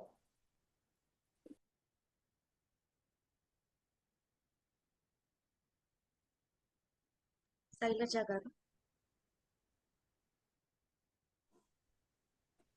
గురుదేవ నమస్తే అమ్మ, మీకు మీ పాదపద్మాలకు నమస్తే. గురుదేవ, ఈ 2 రోజుల నుంచి మీరు చెప్తుంటే, ఇది వరకు మీరు బ్రహ్మసూత్రాల్లో చెప్పినటివన్నీ తిరిగి ప్రతిపాదిస్తూ చెప్తున్నట్లు అనిపించింది గురుదేవ. చాలా చాలా అద్భుతంగా ఉంది. ఇంకా ఈ రోజు చెప్పిన శ్లోకాల్లో అయితే యథా కర్మ యథాశ్రుతం, ఈ వాళ్ళ కర్మ ఫలాలను అనుభవించడానికి ఆ తల్లి గర్భం తీసుకొని వస్తారు అని చెప్పడము. అదేను మళ్ళీ భగవద్గీత 6వ అధ్యాయంలో చెప్పారు కదా గురుదేవ, అవన్నీ గుర్తొస్తా ఉన్నాయి. తిరిగి ఇదే ఎందుకు ఈ దేహం వచ్చింది, ఆత్మ అనేది ఉంది, ఇక్కడే ఉంది, ఎప్పుడూ ఉంది. ఈ దేహమే మధ్యలో వచ్చింది. ఆ దేహం తాదాత్మ్య, ఆ శరీర మనోబుద్ధులతో ఆ తాదాత్మ్య భావాన్ని వదులుకోవాలి అని మీరు చెప్పకుండా మళ్ళీ సాక్షి భావాన్ని గురించి చెప్తున్నట్లు అనిపించింది గురుదేవ. చాలా చాలా అద్భుతంగా ఉన్నాయి శ్లోకాలు. గురుదేవ.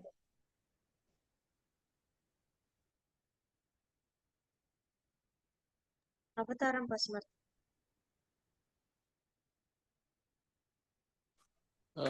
పూజ గురుదంపతుల పాదాబంధనములు అండి. అంటే చిన్న డౌటే, మరేం కాదు. నచికేతుడిని యమధర్మరాజు గౌతమ అని సంబోధించారు కదా స్వామి. అంటే గౌతమ అంటే గౌతమ బుద్ధుని కొడుక, లేకపోతే గౌతమ మహర్షి కొడుక అని తెలుసుకోవడానికి హ్యాండ్ రైజ్ చేశాను బయలుగా. వాళ్ళ తండ్రి పేరే గౌతముడు. వాళ్ళ తండ్రి పేరు గౌతముడు. మొదటి వల్లిలో వస్తుంది, మొట్టమొదట్లోనే వస్తుంది. ఆ తండ్రి పేరు గౌతముడు కాబట్టి ఆయన గౌతమ అన్నారు. అంతే, గౌతమ బుద్ధుని కొడుకు కాదు కదండి. బుద్ధుడి కొడుకు. బుద్ధుడు ఎప్పుడు వాడు కఠోపనిషత్తు ఎప్పుడు? అదే ఇదొక అవతారం కదా, చాలా కొన్ని యుగాలు తేడా ఉందనేసి ఉద్దేశం, మరేది కాదు. సరే, చాలా సంతోషం. రాజ్యలక్ష్మి గారు. నమస్కారం గురువు గారు, అమ్మగారు. అసలు ఈ కఠోపనిషత్తు మొదలుపెట్టినప్పటి నుంచి కూడా అసలు చాలా చాలా బాగా చెప్తుందండి.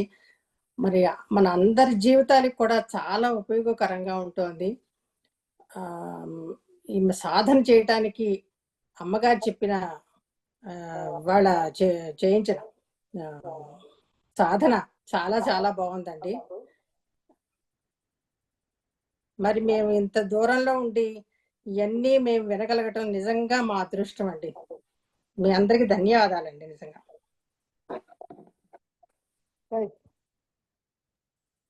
మోహన్ గారు.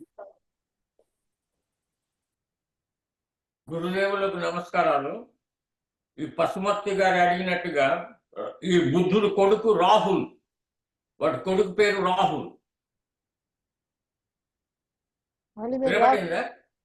రాహుల్ అనగానే రాహుల్ గాంధీ అని అడుగుతారు. ఆ గాంధీ గారు తెలియదు కానీ వాడి పేరుగా మాత్రం రాహుల్. రైట్.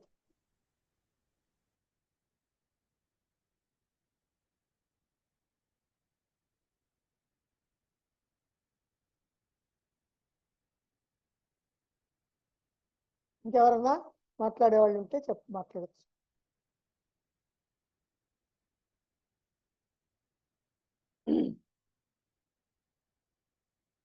భారతదేశం ఉదత్త గారు, మీరు మొన్న పాట పాడతానన్నారు, పాడండి.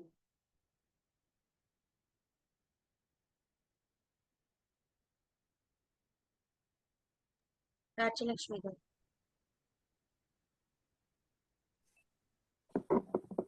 మొన్న రాసిన పాట అండి. ఏం పాట అండి? మీరు మొన్న గురు పౌర్ణమి రోజు పాట పాడతాను అన్నారు. ఓకే ఓకే, పాడతామండి. గురువు గారు ఈ లోపుగా ఒకటి, ఇది జపం చేసేటప్పుడు ఓం నమః అని వాడకూడదు అని చెప్పేసి ఎవరో ఉపన్యాసంలో చెప్తే విన్నానండి.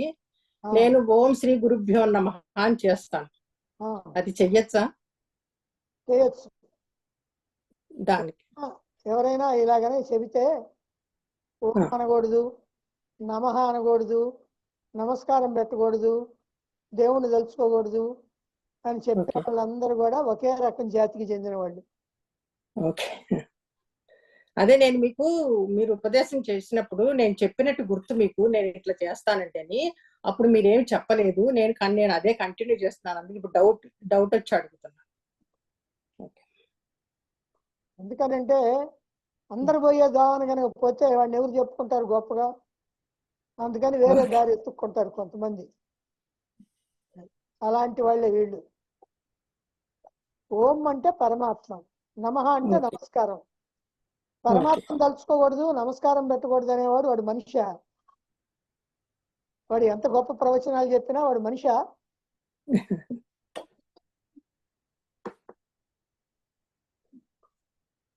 పాడనండి.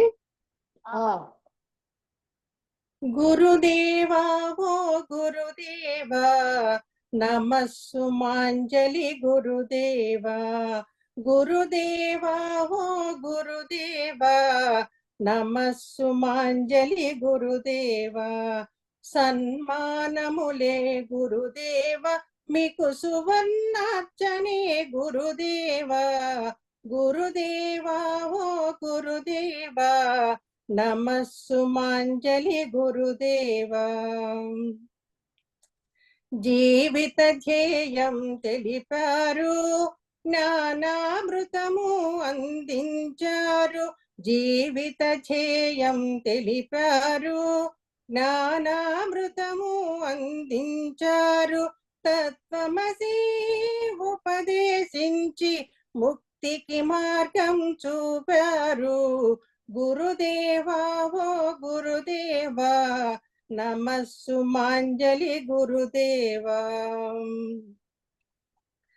ప్రజ్ఞానం బ్రహ్మని బోధనలే చేశారు, ప్రజ్ఞానం బ్రహ్మని బోధనలే చేశారు.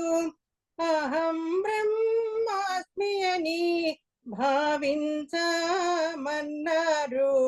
గురుదేవా ఓ గురుదేవా నమస్సుమాంజలి గురుదేవా. అయమాత్మా బ్రహ్మయని మము పరమాత్ములనే చేశారు. అయమాత్మా బ్రహ్మయని మము పరమాత్ములను చేశారు. మహావాక్య వివరణ చెప్పి అద్వైతంబే బోధించారు. గురుదేవా ఓ గురుదేవా, నమస్సుమాంజలి గురుదేవా. గురుగీతా బోధనతో శిష్యుల మదిలో నిలిచారు. గురుగీతా బోధనతో శిష్యుల మదిలో నిలిచారు. గురుగీతా యజ్ఞముతో జ్ఞాన జ్యోతిని వెలిగించారు. గురుదేవా ఓ గురుదేవా, నమస్సుమాంజలి గురుదేవా. సువర్ణార్చనతో పాటు స్వరాభిషేకం చేసెదను. సువర్ణార్చనతో పాటు స్వరాభిషేకం చేసెదను. మానసిక పూజలు చేసి దీవెనలే పొందెదను. గురుదేవా ఓ గురుదేవా, నమస్సుమాంజలి గురుదేవా. సన్మానములే గురుదేవ, మీకు సువర్ణార్చనే గురుదేవా. గురుదేవా ఓ గురుదేవా, నమస్సుమాంజలి గురుదేవా. బాగుందండి. నేను ఆ వాక్యాలు వాడింది కరెక్టేనండి? కరెక్ట్. ఒకసారి ఎప్పుడన్నా మీరు ఆ మహావాక్యాల గురించి ఎప్పుడన్నా వీలుంటే ఒకసారి చెప్పండి. అది మేము మా ఈవినింగ్ కొంతమంది కలుస్తామండి సత్సంగలాగా. ఇది అద్వైతంగా చెప్తున్నారు కదా, ద్వైతంగా ఎలాగూ అని చెప్పేసి మేము చాలా గూగుల్లో అదంతా కూడా వెతికామండి. మాకు ఎక్కడ దొరకలేదు. సరే గురువు గారిని ఎప్పుడన్నా అడుగుదామని అనుకున్నాము. ద్వైతంగా ఎలా చెప్పారు వాళ్ళు? ద్వైతంగా ఏం చెప్పాల్సిన పనిలే, ఎందుకంటే మనం ద్వైతంలోనే ఉన్నాం. అంతే అంటారా? కానీ నేర్చుకుంటున్నది మన అద్వైతం కదా. అవును. మీకు ఎప్పుడన్నా వీలుంటే వివరణ చెప్పండి మాకు. ఇది దీనికి దానికి తేడా ఎలాగ విశ్లేషణ చేశారు అనేది. అట్లాగే. థ్యాంక్స్ అండి. మేము చాలా చాలా సంతోషంగా ఉన్నామండి మీ స్పీచెస్ తోటి. నిజంగా రోజు నేను మాట్లాడలేకపోవచ్చు, కానీ మేము ఇంత దూరం నుండి మీకు అమెరికాలో ఉంటుండి మేము రోజు అసలు మాకు ఎడిక్ట్ అయిపోయాం నిజంగా చెప్పాలంటే. ఆ టైం వచ్చిందంటే కూర్చోవాలి, వినాలి, మళ్ళీ ఈవినింగ్ మళ్ళీ మీ గురించి డిస్కస్ చేసుకోవాలి అన్ని. అసలు మాకు చాలా చాలా ఉపయోగకరంగా ఉందండి. ఇంకా నేను అంతకంటే చెప్పలేదు. మమ్మల్ని మంచి మార్గంలో మాకు ఈ ఏజ్ లో మాకు కావాల్సింది దొరికింది. రైట్. నమస్కారం అండి. ఆ ఏజ్ లో ఉన్న వాళ్ళు ఇంకోటి కూడా అనుకుంటున్నారు, అయ్యో ఏజ్ అంతా అయిపోయిన తర్వాత ఇప్పుడు తెలుస్తుంది, ఇంతకు ముందు అయితే బాగుండేది, ఓ 10 ఏళ్ల ముందు అయితే బాగుండేది అని వాళ్ళు అనుకుంటున్నారు. అన్మ్యూట్ చేసుకోండి. ఇప్పుడు మనం ఉపయోగించుకోవాలి అంతే. అదే అయిపోయింది, ఏం చేయలేం మనం. అవును. ఇప్పుడు మనం సద్వినియోగం చేసుకుంటే మీరు అన్నట్టు నెక్స్ట్ జన్మ కన్నా ఉపయోగపడుతుంది. చాలా చాలా మాకు ఉపయోగంగా. మీ అందరు ఈ రోజు అనుకుంటాడు, అసలు మీ గురించి ఎవరితో మాట్లాడినా మీ టాపిక్ వస్తుంది. చికాగోలో అయితే చెప్పొద్దండి, ఎక్కడికి వెళ్ళినా చికాగోలో మీ ఎవరో ఒకళ్ళు తగులుతారు మీ గురించి. అమ్మగారి పాటలు పాడతాను, అమ్మగారి పాటలు చాలా అక్కడ గుళ్ళో. అదిను ఆ వాసవి మాత టెంపుల్కి వెళ్తామండి. మన వాళ్ళందరూ వస్తారు అక్కడ.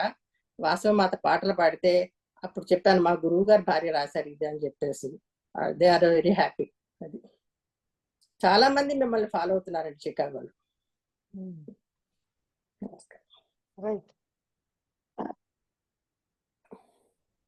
ఓం సర్వే భవంతు సుఖినః, సర్వే సంతు నిరామయాః, సర్వే భద్రాణి పశ్యంతు మా కశ్చిద్ దుఃఖభాగ్ భవేత్. ఓం శాంతి శాంతి శాంతి. హరి ఓం.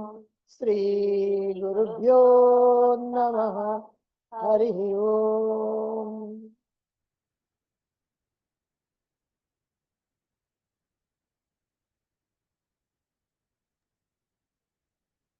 మరలా రేపు ఇదే సమయానికి 7 గంటలకు సత్సంగంలో కలుసుకుందామండి.